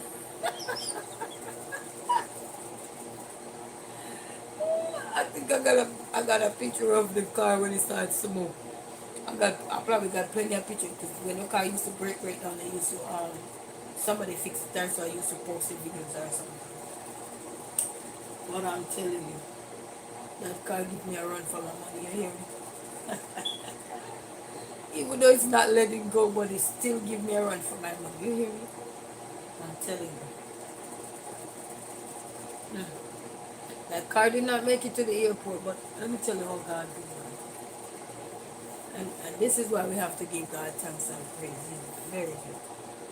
So I got home. I sat in the park, opened the gate, sat in the parking lot with the kids. The kids said, "Mom, why we going back home? Hey, we gonna get grandma." I said, "Son, yes, we're gonna get grandma, but I guess we're gonna have to Uber our lift." And then I look at my phone. Now I delete the apps off my phone, because now I have a car. Bad decision, guys. Don't do that. Even if you have a car, still keep your apps on your phone. You hear me? Because you never know when you go in a one roadblock or a difficult situation. And even though you're a driver, it's good to have one of those app on the phone. If you have Uber or Lyft, because if it's even one time you're gonna use them, you don't have to have both of them either or, Because at this time you ain't gonna worry about the price right now. Because you have a car, you just want to get by for those maybe 1-2 days. So I am on my way to the airport. So you remember on my way to the airport. So we had to turn back out because I was on my way to the airport and I had to turn back. And I sat in the parking lot with the food, the car smelled good, the car turn up, people come out work on the car. Washing nice, spraying down, clean wheels, and man, a car like you ain't going nowhere with me. I ain't going nowhere with you, lady. Watch me today. So anyway, I sat there in the car, and at one point I think I got a little frustrated. Because I'm like, my mom is coming and I wanted to drive my mom from the airport. But anyway, God had a better plan for me. So time was running out, you know. Time was running out. And then she kept calling. I told her to, if she can't call, beg somebody call me or anything. And stuff. So that was nice. And I request wheelchair service for her, so it was easier for her to navigate. Because she was coming through Atlanta Airport and everyone was telling me, "Why you let your mom come through Atlanta Airport? It's so big, blah, blah, blah, blah." It's fine. I had request wheelchair service for her, so um, smooth sailing. I want to say a big shout out to Delta. Because when I found the ticket online, what I did was, because I booked my mom ticket, so when I found the ticket online, what I did, type in about cheapflight.com, whatever. So what I did when I find the ticket online, I call the airline directly and tell them the ticket number, the ticket, the flight number or whatever that was there or whatever information they asked me, and then book directly through them instead of through the site. So that's what I did. So that's one thing you can do, people. When you find a cheap flight, then you call the airline directly and book a flight, and you get the same price you saw it for online. Yes. So that's what I did. But you have to prepare to have the credit card right there and then to pay, because they might tell you that it might gone within a few hours. So if that's is something in your budget. And then I didn't want my mom really at the back of the plane or anything. I want her to be comfortable. So I didn't book which one did I book? I booked the next seat. I was trying to book the first class, but then I said that wasn't really in my budget. So because at the time it was kind of expensive, because those kind of time it was a little expensive. So then I booked the next one down, so she was able to still be comfortable at the same time. And even though it wasn't really much of a big difference, not really much of a big difference. And then they asked me what kind of seat she would want. I said I need her to get window seat so she can look outside and stuff like that. And then they told me that one, because she was doing connected flights, so one of the flights she was gonna sit in the aisle seat, if that's okay. I said yes, because I did everything over the phone, and then she gave them the credit card information and stuff. And I'm telling you, Delta hooked me up real nice, real nice. But my car didn't want to go to the airport for my mom. But sometimes God knows best, because you become a new driver, plus you're gonna have to hit freeways. And well, I didn't go on the freeway anyhow, but some part you hit a straight part where it's like 50, 65 on the speed limit. So sometimes God knows best, you know. He made no mistake when he created anything or doing anything for us. He don't make no mistake. He know what was ahead, and he trying to save me from what was ahead, you know. So maybe that's why he had the car start smoking, so I could get somebody who, you know, is ready for the road. I was ready, you know. I mean, I was ready, but then you never know, your ego can get the best of you sometimes. You know what I mean? Sometimes we have to really listen to the intuition and realize that our ego can really catch us. But anyway, so when I call Uber now, I order one of those luxury car now, because I don't know what my mom was bringing or anything really. Because with my mom, she sometimes unpredictable. She would try to carry me little thing that she could possibly carry, you know, because she haven't seen us in a while or whatever. But I told her not to carry too much because I didn't want to stress her out, because I already know that, you know, things wasn't really 100, you know what I mean, and stuff. So I only really wanted to put her in that much stress, you know. So anyway, I call, I think Uber. I think Uber or Lyft, one of them. I don't remember which one. I don't remember which one. But I ended up calling one of them, and they came, and I get the extra large car, whatever it is. You pay a little bit more money than I got. And then when I on my way to the airport, I was telling the driver, because I had to carry the kids' car seat too, and I was telling the driver at the time. I forgot his name, but his name is in my phone. Okay, he do pick up people from the airport as well. Very sweet person. And I said to him, "Is it possible that you could wait for us or anything?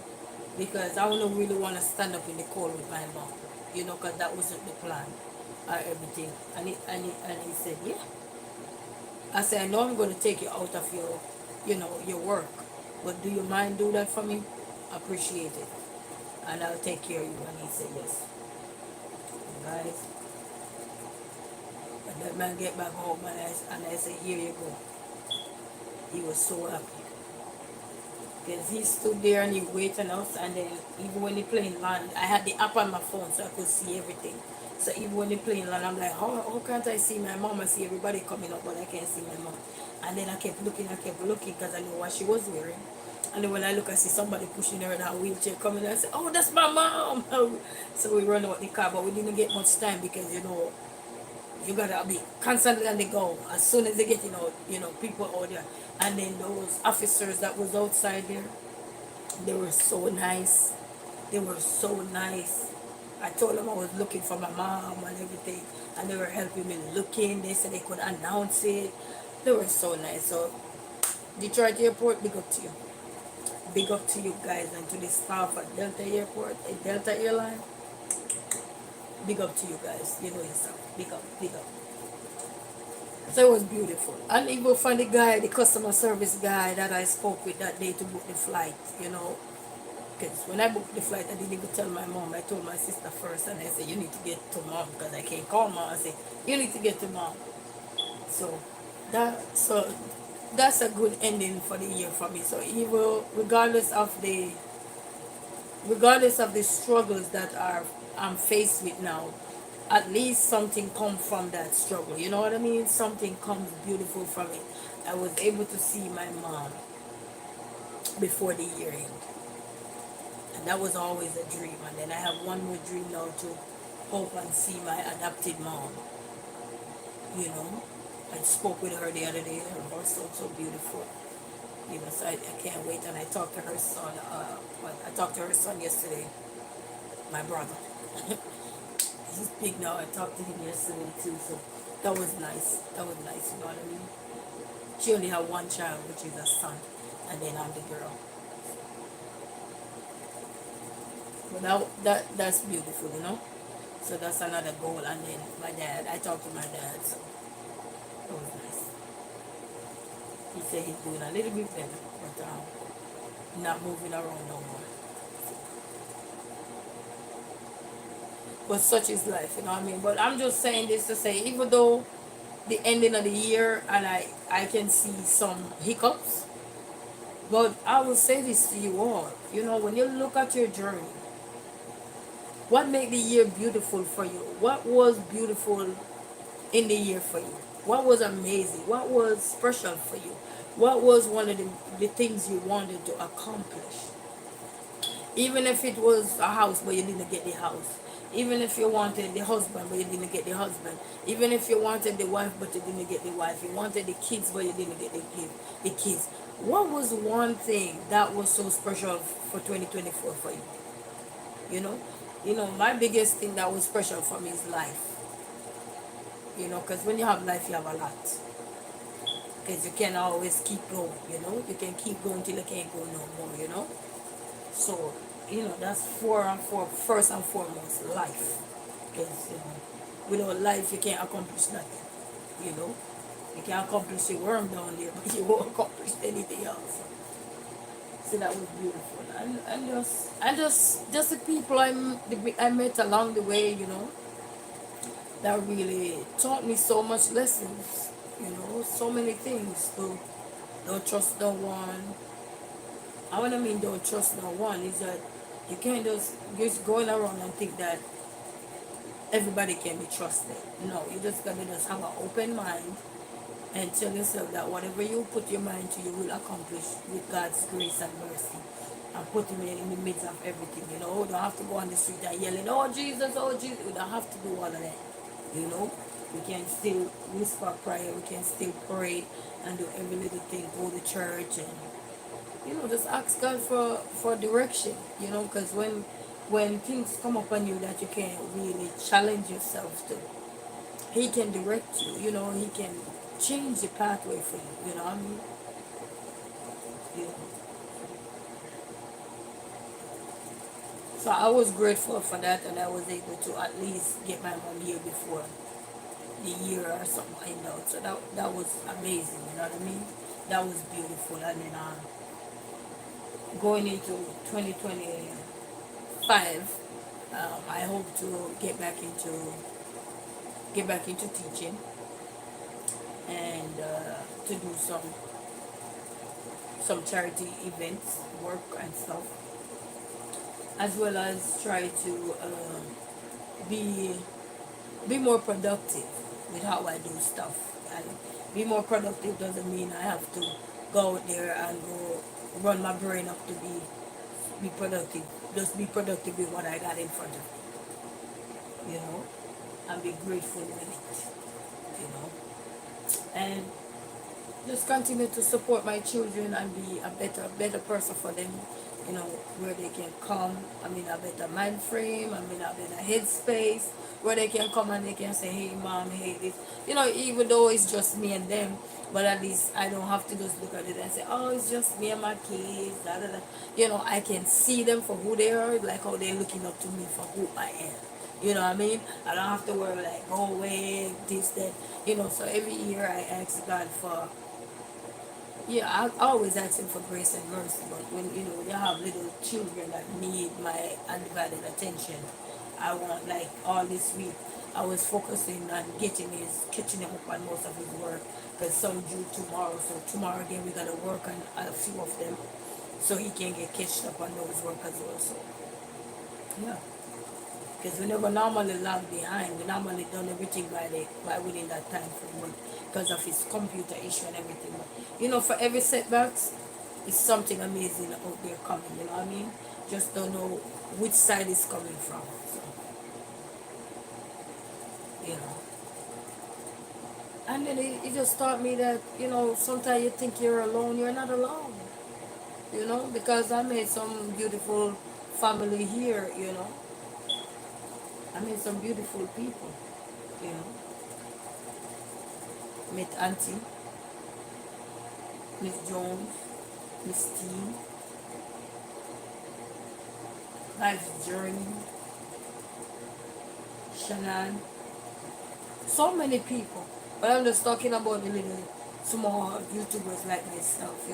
I met so many little people and some little young persons too, you know. I met so many of them, you know what I mean? Or we call it M Street 86, like a young person there. And Frosty Plazy. So, these are some young people as well that, looked up to the channel as well. So it's not just we mixture of everybody. you know. So I'm grateful for everybody. I'm grateful for the elderly who watch my videos. I'm grateful for the even the youngest person who watch my video. I'm grateful for you guys, you know. I appreciate all of you, and for everybody who watch my videos, whether you're in your 20 or 18 range or whatever range you're in, that is appropriate age for YouTube, and you're in those range and you know you watch my channel, whether one time, two time, three time, whatever it is, comment, like, share. A big thank you to you all, you know, because without you guys, this would have not been possible. And when I look and see how things is turning out to be, it, you know, we normally say it when you go to church, you learn that who could it be but God? You know what I mean? Who could it be? You know, they recently one of my son godfather become ordained, so you know, life is a blessing. You know, life is, just look at life for the things that is so much more than the negative. You know, like when I look at people, I always say, if the negative outweigh the good, then we gotta go part ways. You know what I mean? Because if you are so toxic to yourself and toxic to others, I gotta part ways. Because the older I get, I realize that peace is much more than being fuss at everybody, fuss at the world, fuss at this, fuss at that, you know, and get mad at the kids. I need to learn to calm down that part there and everything, and I'll be working at that, you know what I mean? Off the camera, I'll be working in that, you know. So, but I don't want to be mad at nobody. I just want to be the person like I was before, having children, having this, having that. You know what I mean? Just be that person, you know? But you ain't gonna be that person. No. Life can really rob you of some things, you know what I mean? But guess what? It's what you do with what you have left is gonna make the difference. It's like when we're growing up as a kid, you always hear that I've seen my mom struggle doing a lot of stuff, even my adopted mom, just to make two ends meet, make food on the table and everything. But they always said, it's not what you do, it's how you do it. You know? So I learned those little tricks and trades from them, just understand that. Even though you're looking at life to say, oh well, this is all I got. Yes, this is all you got because that's what God wanted to have. If He wanted you to have more, He would give you more. But He wants to see what you will do with the little that He's giving to you. He wants to see how appreciative you are of it. So that when He giving you stuff in abundance, He know that you will not only take it, but you will bless others with it, you know. And one of the things I used to I dabble a little bit into a nursing home, right? And there was this old lady there. Before she passed, he said, you see, you young lady, God gonna bless you one day. And I always kept that in the back of my head. One thing you gotta learn is when God is blessing you, you don't know where that blessing is gonna be coming from. You don't know. He could just send somebody random out of the blue. You don't even know from Adam. That person don't even know you. But God speak through that person to help you, to bless you, so that whatever your needs were or whatever your problem was, whether to motivate you, to support you in whatever you're doing, you know, they can help you, you know what I mean? So, you know, God is a God, you know, He's not a God of confusion, you know, no matter how much we struggle with confusion and confused of this world or stressed of this world, stressed of our problem. He's not a God of confusion, you know what I mean? But when He putting people in your way, and you know what, He made no mistake. Yeah, because I heard a lot of people say to me, why are you in Michigan? And so let me tell you something. God don't make no mistake. He put you where He needs you. You will be surprised why you're here or why you're there. And you're wondering every time you say you're going to move, but you never move. Oh, I'm going to go to another state. But He have you there for a purpose. And when He ready for it to tell you to move, there will be no question. You're going to get up and you're going to get your AZ up so fast as my lady here would say, know that. You get your SD up so fast, you forgot that. Ain't I was the person who 2, 3 years ago said I ain't going nowhere? Look at me now. Because guess what? He wanted you there for a purpose. How many of you have ever planned to go somewhere else in life but you stay? And then you stay there and then you see somebody struggling. Maybe an elderly, maybe a woman with kids and children, about to fall down on their face. But you were about to move from that location. But God said, not yet. Not so fast. And He let you stay right there. And until you complete that task He wanted you to complete. Remember they said, I know who you were long before you were conceived in your mother's womb. So He don't make no mistake. We make the mistake. He don't make no mistake. And when you stay there, you realize, wow, somebody was going to need your help. And He know that you were the person He planted there to help that person. Sometimes people say, I can't get no help because you need to calm down. Nobody likes me. You need to calm down. Everybody ain't gonna like you, but if you worry about like you're gonna be in trouble. Because half of that is not coming from you being real to yourself. Because you're seeking validation from the world. The world don't owe you nothing. But you owe yourself something to be your true authentic self.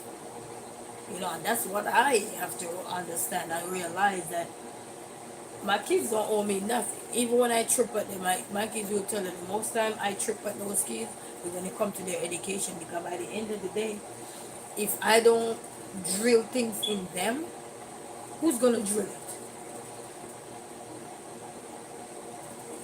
When all they see is just me and their teachers, who's gonna drill it? And sometimes, let's not go there. Who's gonna drill it? You know what I mean? So sometimes people will see and they say, why are you so hard on your child?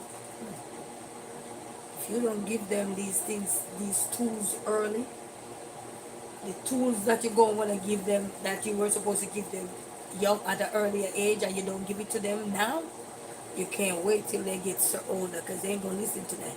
They ain't going to want that. They're going to be old. It's like technology taking over the world, or you're a robot walking, dancing, acting like a human being. So sooner or later, you see a robot come to you, though you don't even know if it's your child. You're welcoming that, knowing that you're in danger. So we got to be careful of how we consume anything, you know? And continue to do your best in this world, continue to do good, continue to pray for everybody, pray, for God to direct each and every one of us, because if we don't, and if we do, but we just gotta remember, He's not a man of confusion. He will never confuse us, you know. And learn to forgive. I was when I was having issues, with these children here, the other half that helped create these kids, and I had to learn to forgive, so that the peace I am getting now in terms of certain things, I can collect it with grace, and I can enjoy it with grace. I can be grateful with grace. I can bless it with grace. I can be thankful with grace. For me, I've been in the world where emotion wasn't really of something that you show much because of sports. When you do sports, you gain discipline. So all the things that other people barely, you know what I mean? Not to say those things are not there, but because of the discipline that comes with when you do certain kind of sports. So it's like your brain is just prepared mentally in that arena. And you gotta understand that this world ain't gonna give you everything. But you can give this world everything by doing the right thing. You know? It's tough, But we are the generation that is about we growing up to grow out, growing up to grow out and everything. So we have to bear in mind that things ain't gonna be the way it's supposed to be, you know. So we have to go with grace and mercy.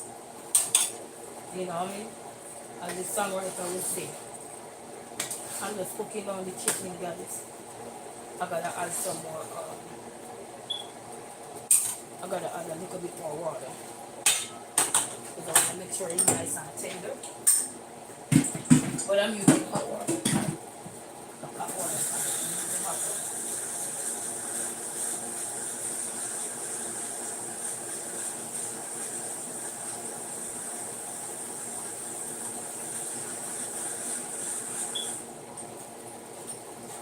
I'm gonna use hot water.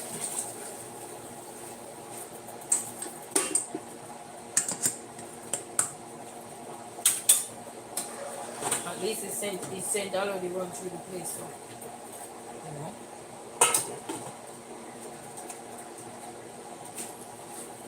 Yes. So when I grow with grace and mercy, we don't need fear worry about nothing else. You know what I mean? Nothing else. It's like today I get a phone call and somebody say XYZ blah blah blah. And I say, yep, with that, XYZ blank, yes. Because you always know that I love this. 26 letters of the alphabet. Baby, if one don't work out, if your dream was to get married, settle down, have the best life, the best husband, the best wife, and you don't get that. There are 26 letters of the alphabet. You use one and it don't work. You have 25 more. That means you have option, eh? You still got 25.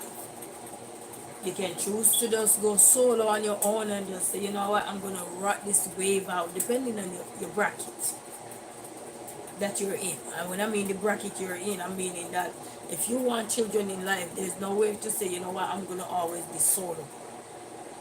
If you want children in life, there's no need for you to sit down and say, oh, because this didn't work, so I don't care. Save up your money. Because anything can happen all winter, you think you have the best life. Anything can go south quick. We say sour quick. Anything can get sour quick. So, just save up your money. That means at least if any little thing, you have something to cover you. Cover a little expense. Till, you can get back on your feet or anything. It might take you 2-3 months. Such is life. The challenge of life is never easy. But it's what you do with that challenge is going to make you different.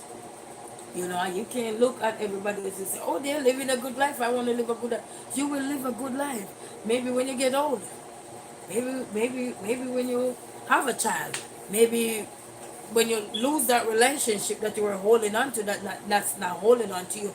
You got to let it go. And you let it go, then God said, okay, I was wondering when are you going to let go of that? Okay, now my son or my daughter, come over here. Let me show you the way.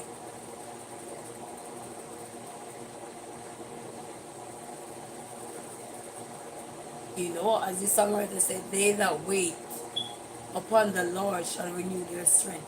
We all renew our strength. It's just like this month when I got up and I looked for so long. I said I'm pulling up my hair and I'm getting the kids when you see me all in the towels all the time. Just don't care no more. Just be in the towel. And I never got around to it till today. Eh? I felt so good when I washed my hair today. Well, let's use the proper term. When I shampoo my hair today. I felt so good. I felt like this little heavy thick burden that was up in there, then I blow dry me so soft and tender right now, you know, and then oiling down and everything. I felt so good, knowing that my scalp can breathe, you know, and stuff, even though I did a little bit of back brushing, but I need to do some more. But I felt good. And that's the greatest part of life is you will be down, but you won't be out forever. You gotta keep telling yourself, you will be down, but you won't be out forever. You know, and that's what, and you know, life comes with so much things. Even after you have children, a lot of people, yes, it's beautiful to have children, but it comes with so much because when you become a mom, there's so much you have to go through as a person. You know, the struggles that comes with childbearing is one, very unpredictable. One, some people don't have it.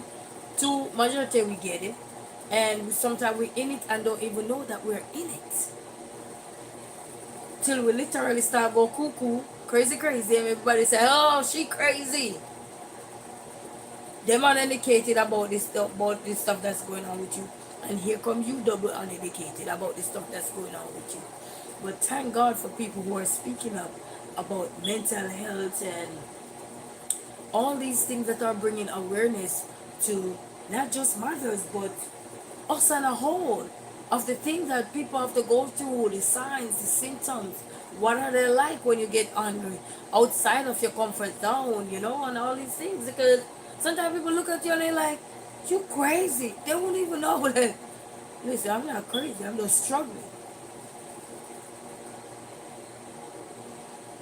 But because they are more crazy than you, they know that you're crazy. Because crazy no crazy. I guess that's the method. But they would never know the things that you have to endure. Even after giving birth.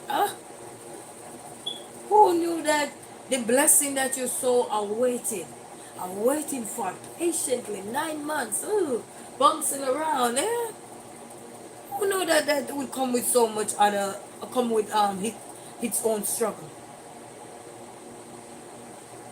You know what? I think, you know, I growing up as a child, I grew up in church, people, so I learned a lot of songs and stuff like that. So, growing up as a child, I used to have this song, it just come into my mind. He without a struggle, murmur, something like that. I don't remember the words for it. Man, I need to get back up into my song and so, you know. But that's what life come with. That's what motherhood come with, you know. Forgetfulness. You're stressed. You're always angry. You're always miserable at times. You're always feeling like, you know, you have to protect your little territories, which is your little kids, you know, because they can't speak for themselves as well as sometimes you get mad, you get on top of their nerves because they're doing something. I know you become a mom. You're like, don't do that. Don't say that. Don't who you talking to.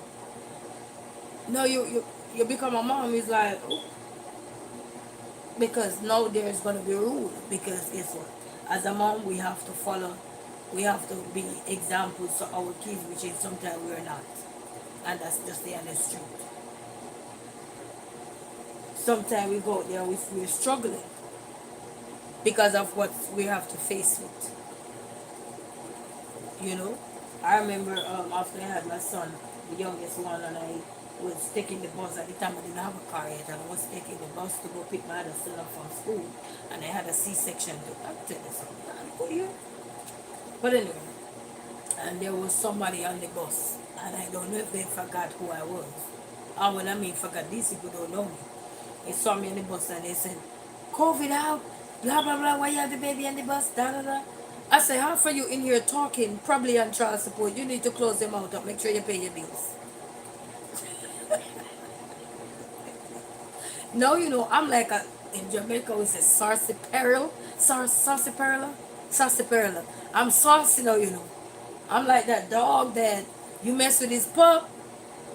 Oh yeah, you ain't gonna take it off. I said, how many of you backed up with child support right now, running off your mouth about me doing the right thing for my children?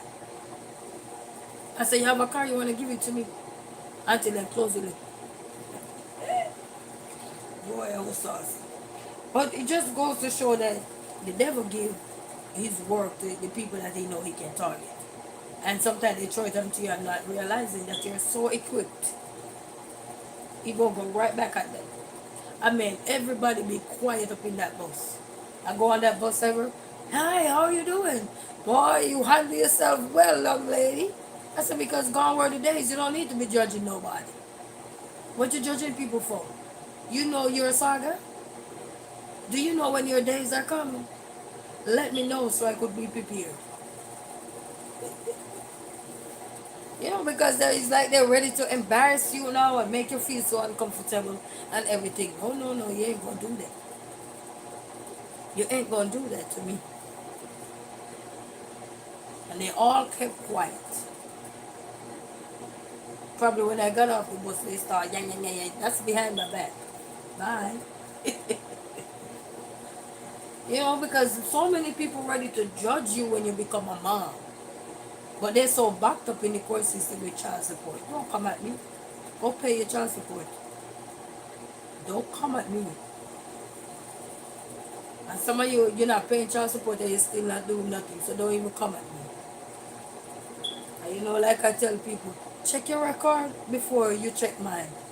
If your record ain't clean, don't come at me. Because a lot of people want to come at people. But you got to let people know sometimes. Don't come at me. If your record ain't clean, if you don't have a clean bill of sale, don't come at me. Because Santa ain't going to want you on this list. So don't come at me. Don't you come at me. Because you have a lot of people, even male and female do it. They want to come at somebody else because they're outgrown. Oh, child, I'm glad I got my own kids. I don't have no more kids. Thank God. They're growing up.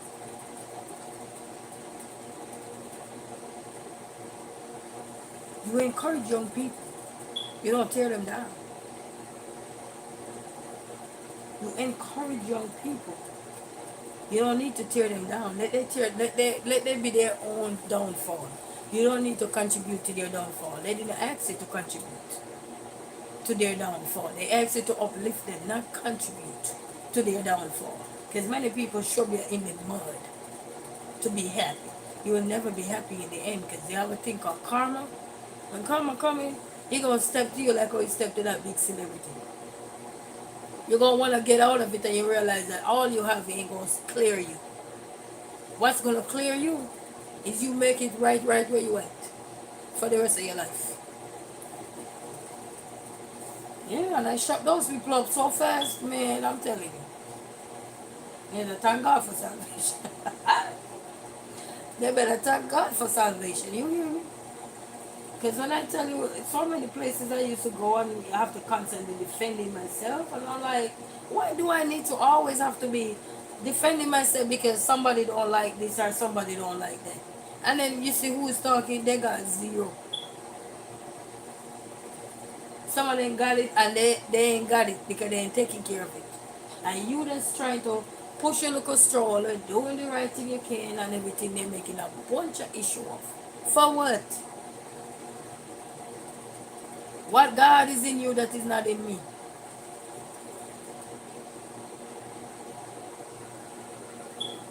Yeah, I'll be on the bus and then shortly after that I went to driving school and took me a little while to get my driving license, guys, because I never take nothing serious. Anybody know me? No, I like to laugh. I would like when I get around the stair, he said, man, you could drive and everything. I would look down on the courts. I would hit all the corners when they tell me to go driving parallel parking. Man, all those corners on the car look crooked. Parallel parking used to be the one I couldn't get out the block. Huh? Could not get out the block. So, but guess what? I was persistent. Yes, I lost a lot of money because I was not serious. And I remember one day, you see, my oldest son is a blessing. They both are blessings, but the older one, he looked at me one day and he said, Mama. He literally said it to me. He said, Mama, you gotta be patient, Mama. If you need your license, you gotta be patient, Mama. Because it seemed like he tried to walk in the court. And then I was getting on his nerve. He said, Mama, you need to be patient, Mama, if you need a car. If you need your license to get a car, Mama, you need to be patient. And then maybe 2 weeks after, he gave me 75 cents to buy that car outside. So that's the first money I got. My son gave it to me, 75 cents. And if he get mad at my nerves when I tell him to get out, I love to mess with him. He said, Mama, who bought you that car?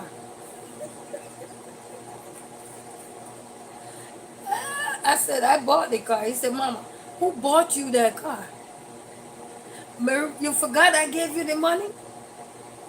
I gave you the money, mama. I said, you gave me 75 cents. He said, yeah, but I am the one who gave you that money, mama. You forgot?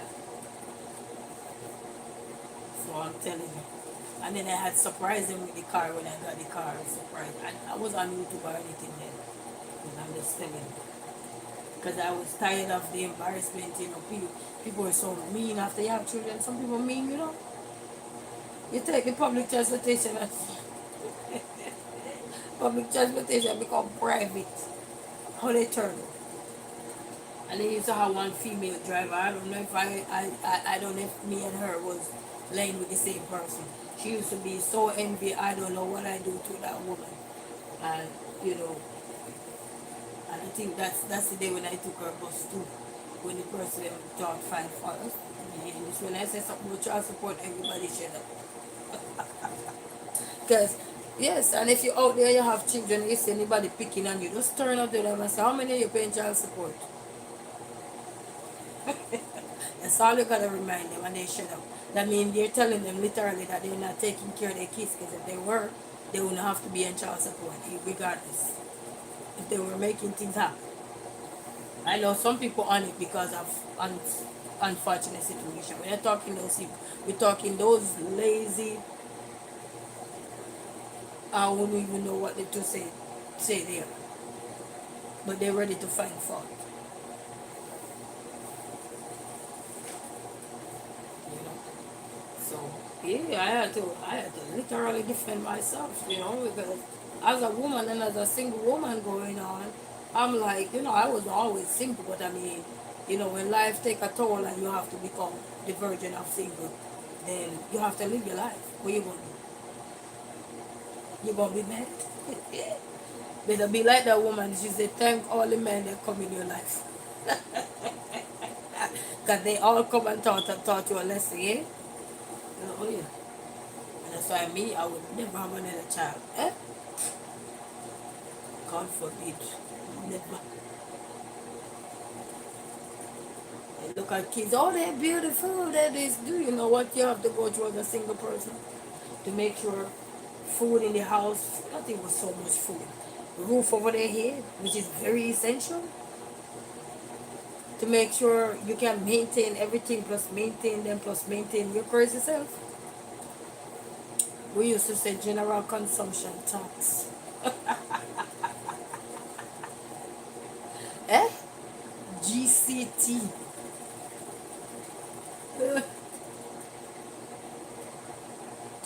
But it's a beautiful thing when those children grow up and you can hold their little hands and you can make that transition over. But I'm telling you people, if you're out there, you have young children or anything, let nobody bully you. Y'all like I'll give you one. You turn around and told these people, how many of you have been on child support? I was on child support before. You know how many people that shut up? Because it's like you roast them so quick.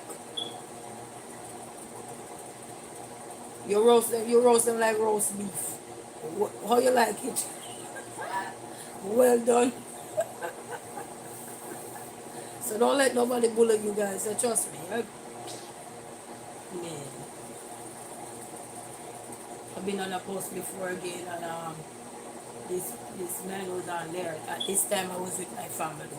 And you know, my own family was taking up for the bus now. It did not the bus driver. The person who was arguing with me. Guess what I did?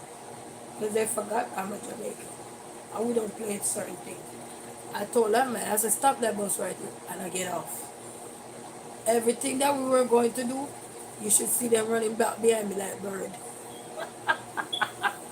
Ask where I was going, I had no clue. We don't take disrespect. I get off that bus. I said, this is where my trip ends. I don't care where we were going. And I think at the time we were going because my family, grandma had passed away. Yeah, I remember that now. And we were gonna go to the mall to go get clothes and stuff. Me, I get off that bus quick and take the next bus home. I grab my son up and I said, let's go. Straight off that bus. I asked if they don't come off the bus. Don't play with me. I asked if they don't come off the bus because no, they worried. She don't know where she going. Yes, The Lord will lead me in the right direction. And I'm gonna let you guys sit down and tear me down like a nobody. You got the wrong approach. Yeah, you got the wrong approach. You're like a roach, you got the wrong approach. Mm-mm. Gotta stand up for what you believe in, people. You don't even have to argue with nobody. When you see something don't sit well with you or anything, you don't have to argue with nobody. You just get up and get off. Just like Rosa Parks did. She stand up for herself, and up till this day, she go down in history as a woman who stood up in those days. Said, nope, I will not give my seat up. You know? There is so much to learn from others who have paved the way for us. Know what you can tolerate and what you cannot tolerate. And I will tell any female out there, you see anybody wanna shame you or embarrass you, you look at those kids that you got and you told me, you worry about my stomach. Do you see how God blessed me with those two little fruits? Where's yours? Because since you want to be mean, I don't want to be mean to you, but I'm going to show. I ask you, where's yours? Because many people have their own kids and they won't even struggle with it. They have somebody who's struggling with their kids, so don't come at somebody. When you see somebody struggling, if you can't help, close the lip. If you cannot help, there's no need for you to be talking. Because it's so cheap to be talking. If you can do something to help, you could say, Mom, do you mind me going to the store and get the child something to eat because the child is crying? Or do you mind I give your child a candy just to calm him down a little? Even though you don't give your child candy, but if it's something to help keep him calm and you feel comfortable taking it, or you say, no, I got some in my bag or something. I walk with food for your kids. Me, I'm always having food for my kids. Because then you don't want your kids to go out and beg nobody nothing. That's embarrassing. You know? So you're always gonna have somebody who always gonna offer your kids something, always. Especially the elderly folks. They always have a candy stock somewhere. You know what I mean? And sometimes you don't want to hurt their little feeling. You know, I hurt the kids' feeling in the meantime, but you weigh your pros and cons. You know? You trust me, anybody out there with children and feel like somebody, oh, you get big, you look like a Hulk. Yeah, I look like a Hulk. Don't you see the Hulk? Look at your stomach. Yeah, don't you see the AZ come to the front? Yeah, because that's where the AZ was at. Right there. In my alma mater. Boom. This is me. Alma mater is like where school you, or high school or whatever you've been to before. The alma mater. But anyway, you can play with words nowadays, eh?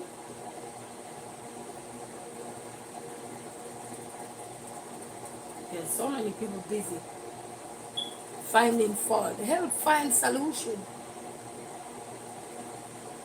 Look at your hair. Did you know I went to school for hairdressing? Did you know these hands didn't left nowhere? They're here with me. We used to say our hands is not lost in our mother, or didn't left in our mother. Our hands did not left there. They're right here. You know? Stop the judging, because sometimes you don't even know that what people is going through is more than the plot you see in their here. Because some people worry so much about the things that you can't control that sooner or later when you get caught in that trap, God teach you a lesson. Then you realize if you had known you left that poor lady alone, or you left that poor man alone, then what you're in now, you wouldn't be in it. You know what I mean? So it's life.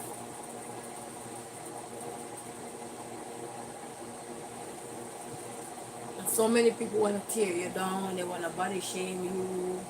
And I think that's why a lot of us walk with this guilt. Oh, you gain weight, you're eating too much. Yeah, because food is the stuff of life. What is your stuff? Looking like a chicken back talking. I was a chicken back for years, so I can laugh. I was 96 pounds when I started traveling. 96 pounds. Ask me how much pound I am today. I'm like a whole stuffed turkey now. But that's alright. We gotta learn to laugh at ourselves too. But we can't let people just define us because that's what they want. Why let people define us all the time? Why can't we speak for ourselves? Yes, I did. I'm cooking my chitlins, auntie. I'm cooking my chitlins. I'm gonna sleep, auntie. Oh God, auntie. Yeah, I'm cooking my chitlins, auntie. I couldn't cook him too early. He go stick the place up. Well, he already doing it. Yeah, you know, we gotta stand up. You know, there's no need to be body shaming people. And then some people, after you have children, your body never recover. That's another thing we gotta pay attention to. You know what? I forgot to put potato in there. Somebody told me to put. I did. Thank you for that. Somebody told me to. Well, I'm not gonna finish doing it tonight, but somebody told me to put potato in there, and I completely forgot. So you see, good thing I mentioned what I was doing. Thank you, Auntie. Oh God, I forgot the potato. But yeah, and then some people gain weight because of health condition, and sometimes you have children, you never recover back.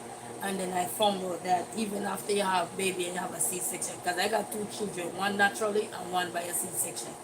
The huge head one I got by a C-section. And his head was so big it.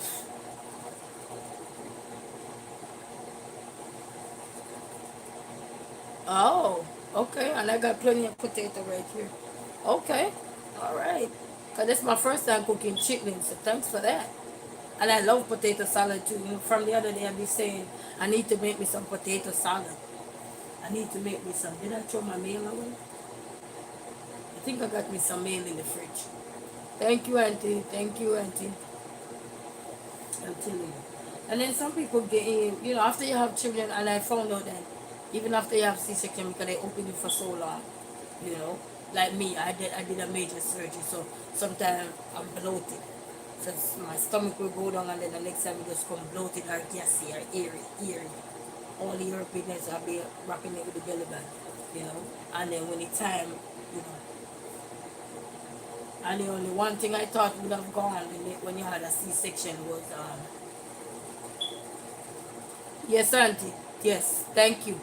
You know I'll get there. You know that. Yeah. And after I had the C-section, just up and down, and then man, I'm telling you. Oh, you don't eat it? Well, I'm just trying it because since I'm here in Michigan, all these people are talking about the chitlins. Yeah, I love chicken feet in soup. I love them in soup. I cook them with white rice, curry chicken feet. I haven't ate that in a while though. Wow, I lost half of my roots. I haven't ate chicken foot in a while, but I love chicken foot. I haven't really seen it in the store. Well, I'm not looking for it, so let's not say that I'm not looking for it. But Everybody talking about the chitlins, so I want to try them. I baked the cornbread already. It's here cooling. Cornbread. It's here cooling. So I'm just cooking on the chitlin. I don't think I'm going to do the chitlin for the finish it off tonight, but at least cook it down to, tenderize him and then put some potato in him tomorrow or something. And finish him up. But yes, guys, don't let nobody body shame you. Don't let nobody shame you. Anybody gonna tell you shame you, or you just turn around and tell. How many you are child support? I said that don't shut them up. Well, it did when I did it. You can't imagine if I was on back in those days. Can't imagine, but I'm grown now.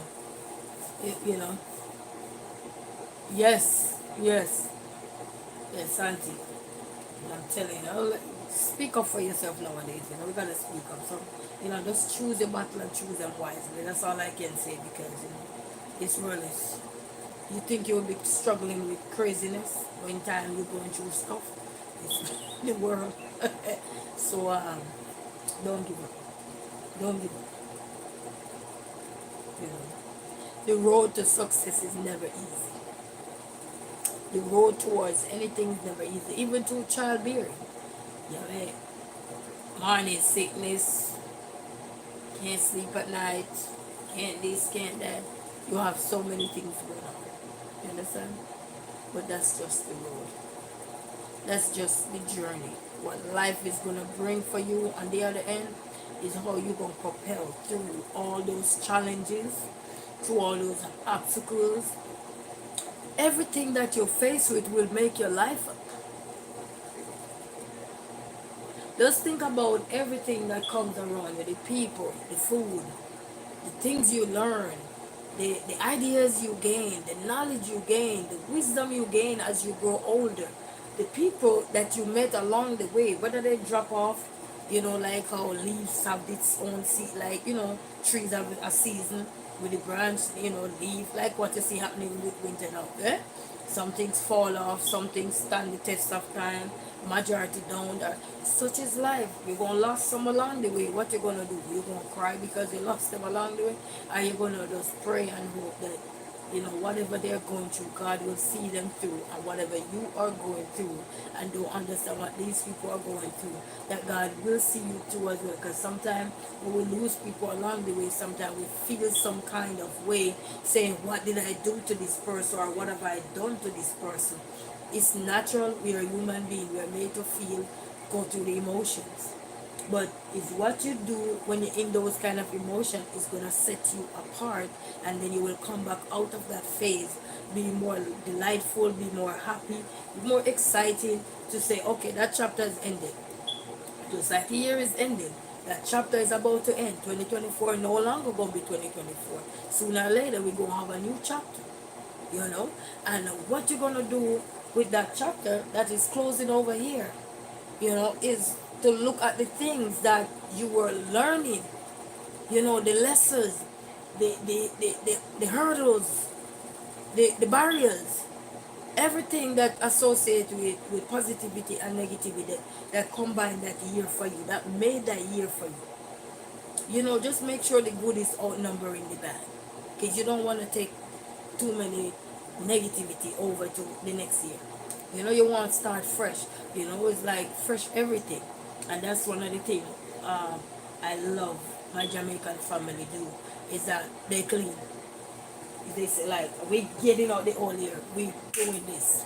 We're cleaning up, we're washing, we're bathing, we're doing everything we're supposed to, so that we could get all that up the way. And it worked, but it's just maintenance. You gotta maintain.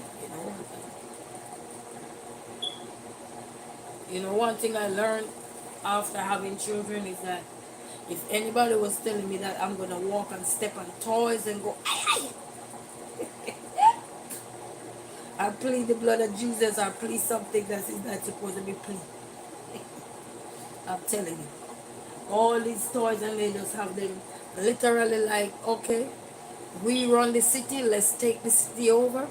Let's put all these toys out here so that mama, papa, whosoever you are taking care of me could step on these toys. Do you know how hurtful those toys are? When you step on one of those tiny little toys, it's like stepping, your nerves hurt. Because when you step, you just send a signal to your brain, you feel all part of you feel it. And at this time, by the time you look around, the child is nowhere to be found. He gone, because he know you probably gonna get spanking. Eh? And the challenge of life start at home. You buy organizational bins and stuff for them to, you label it and everything. 2 days, where's the label? It's gone. Where's the marker top? It's gone. Where's the marker? No longer here. What you gonna write with my finger? Oh, I don't. Where is the book? I don't know. All dog. We call the books dog ears when the kids fold the books a certain way. We call it dog ears. Oh man, I'm telling you. Nowadays these kids literally damage the marker by opening the marker and jam the point all the way down. Eh? You win some, you lose some. You can't gain everything. You know what I mean? But that's what make life a being family. That's what make life. But don't stress yourself about anything. And whatever you guys couldn't achieve this year, just pray for long life, health, and strength, and ask God to redirect you in whatever situation it may be. You know, because even with me internally, I pray about a lot of stuff that I want. And one of the biggest thing I want is to be always there for my children, because that's who they saw, me. That's who they're looking at, me. You know, and everything. And it doesn't matter what, if they go having the dollar to say here. And it's not just having the dollar, but teach them how to use the dollar. You know what I mean? Teach them how to use the dollar. Not just hand them the dollar, but teaching them how to use that dollar. You know? Not just hand them the dollar. Oh, you could go get candy. No. Teach them how to use that dollar. So that's one of my goals, to go over to next year, God's spare my life, you know, because especially when you have children, you don't live for yourself no more. You constantly have to be thinking for yourself, and you constantly have to be thinking for them, because they're so young. They don't understand nothing yet. So it's not just getting mad at them, because that's natural. We all do get mad at our kids. The people who don't get mad at their kids because they give them toys, and they right there they just playing by themselves. They don't get no time to be under one umbrella, because the phones are distracted. You know. So and that's what another thing I want to cut out. I'm going to cut that out for my little one, because when I'm teaching the big one, I will give him the phone, because he will take a book up and read our stuff. So since of late, I get him to put a mat, like a blanket on the floor. I get the Legos, because they like to build stuff. Get the Legos, sit down on the floor while I'm helping the big one, and he can build something. And I said, build something. And sometimes I may tell him to cook me something, pretend cooking or whatever it is. So I don't want to bring out all the things, and he will go ahead and do it. So that, he can be occupied without just playing with the phone. So I have him sit there on the mat or something. And then while I'm working on the big one, I'm getting on his last nerves. He get on me with English, and I get on him with maths. You know, that means you know which one is better in English, and you know which one is better in maths. But such is life. That's what make up the universe in your arena, your arena. Or should I say in my arena? And never feel guilty. And this is the thing, when you become a mom, people will make you tend to feel so guilty that because they're doing this and you're not doing that, you must be this and you must be that. No. Mm-mm. Not because you over here doing this doesn't mean I have to do it with my children. You know what I mean? Because what if that's not a part of my arena, my belief, my opinion, or anything? Oh, my culture, you know what I mean? And then sometimes you have to just have a open your horizon, expand, so you can learn, But such is life, people, such is life. But always remember, they say, who God bless, no man curse. And a lot of things I've seen challenging with me, I looked at myself and I say, you know what? But the good things that I have done when I could, as a young person growing up, when I could, from a young age, growing up, always doing this, always doing that. I don't have to go in those big details or anything, you know, are coming to help me now. And when I mean coming to help me, I'm not saying is the person who I have, you know, do this for, do that for. I'm not talking that, but just to know that I was willing when God said do this for this person. I didn't hesitate. I'm helping her. She look rich. No, I didn't judge her. Not because she could probably put on her makeup. Who knows if God gave her a skill. You know, like me, I could buy a $2 braid, pack of braid, and braid it in my ear, and somebody would say, look at her hair, but look at her kid. I got a hand. I could come here. I got my grandmama plaited right now. Yeah? So, some people judge you not realizing that from early you learn to do something That's going to benefit you later in terms of you don't have to worry about, oh, mom, can you send me to the hairdresser? Oh, dad, can you take me here? Or my husband, can you take me to the hair parlor? Our husband said, we only have money for the rent. You won't have to get mad because at least, all right, then, baby, just buy me a $20 hair then. And you can put it on your hair and make it look good, flawless. Nobody would ever know you did it. They're going to think you go to a five-star hair salon or what parlor to get your hair done. Not knowing that you just sit there and take a little time and do what you got to do the way you like it. You know. But sometimes you being judged. They see you with the hairstyle, and sometimes they don't even know you know how to put. Sometimes it's some little press on you put on your fingers. It's not no nail shop. You go into the store and get a $3 press on, and they look so cute. And you put it on. Everybody start bash you as a mama. Look at what she wearing. Look. Sometimes you bought the clothes even long before you knew you were even gonna have a baby. So now after having children, I saw you see you put them out and start wearing them and then start judging. What's wrong with people? Oh, Lord, but we gotta pray for these people. We gotta pray, we gotta pray. But don't let nobody bully you if you become a mother. Do not let nobody bully you. Just ask them. When I say pay your child support, can you come and fight for them? You know, and it's not just a man on child support, woman on child support too.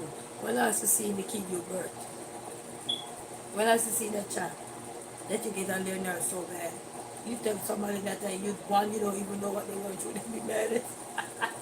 They might not argue with you, but they're literally mad.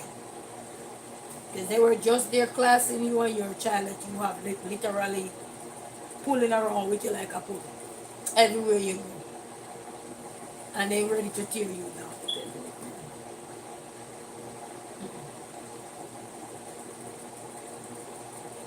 It's crazy. But that's the world we live in.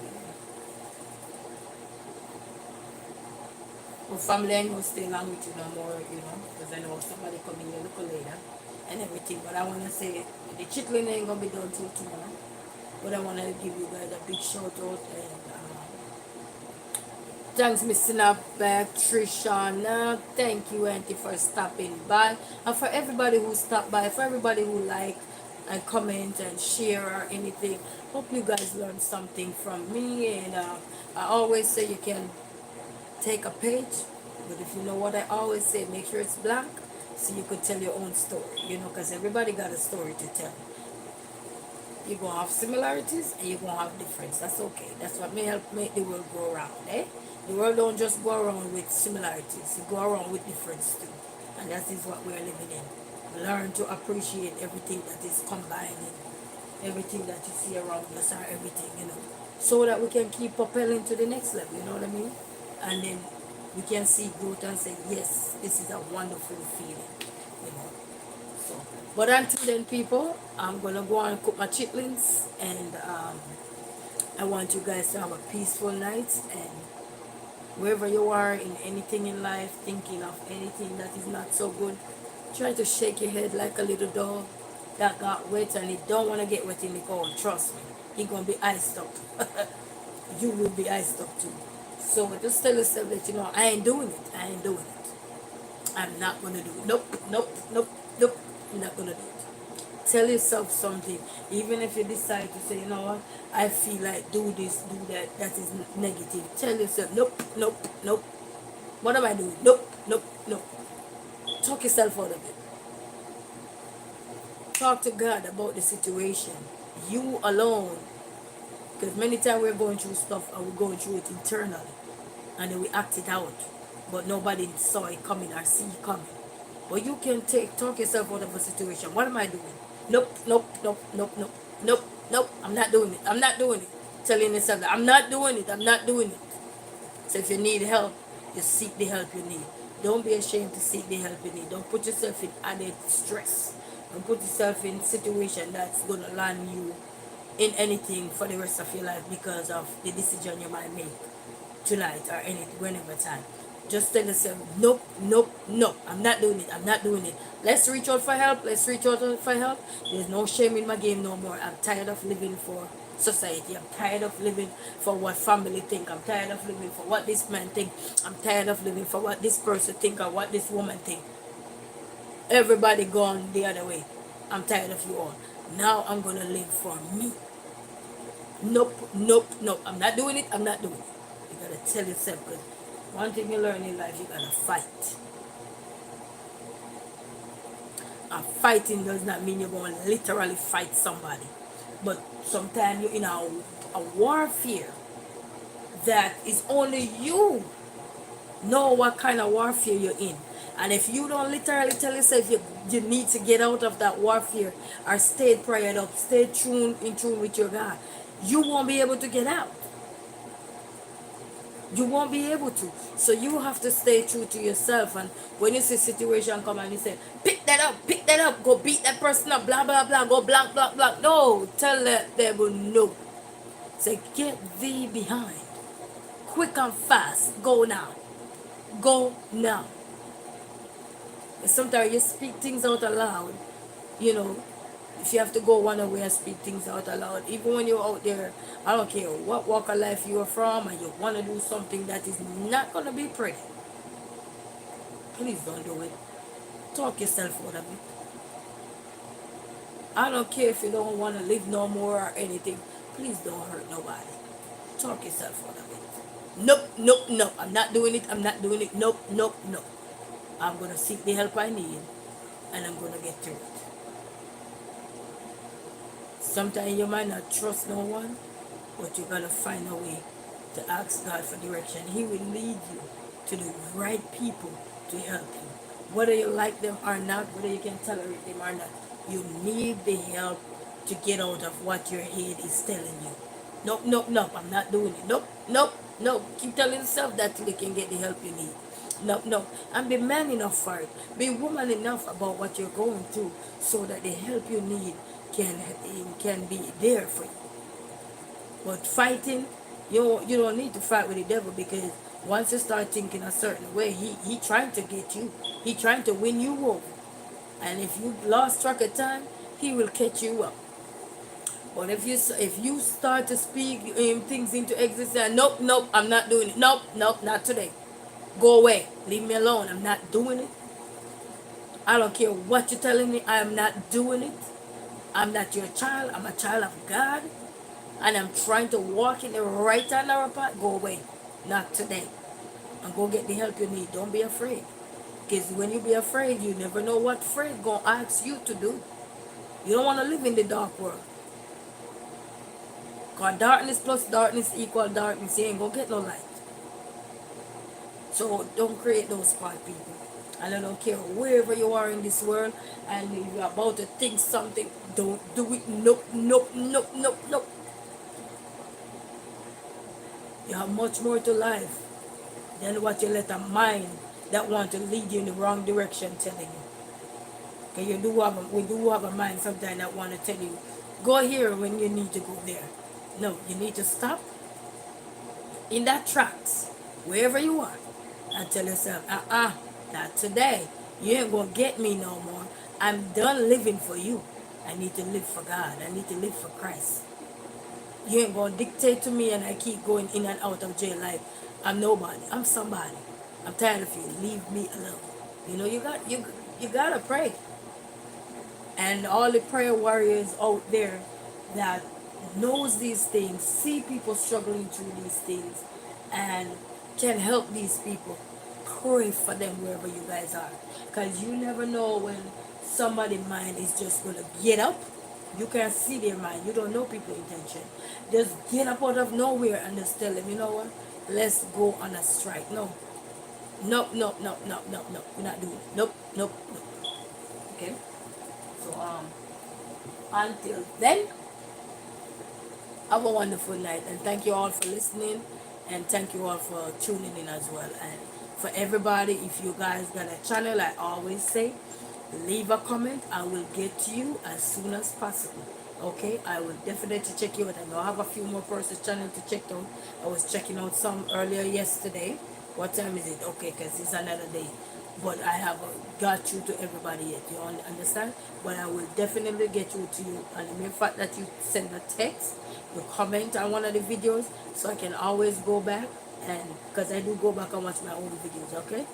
All right. So anyway, people, have a blessed night, and thank you all for tuning in. Hope this inspires somebody out there, and don't be ashamed of nothing. This is the year we tell ourselves we are leaving all the negative baggage over here. All garbage are going in the bin before 2025. All right. So until then, people, you have a blessed night, and until then, I'm gonna finish cook my chitlins. Bye.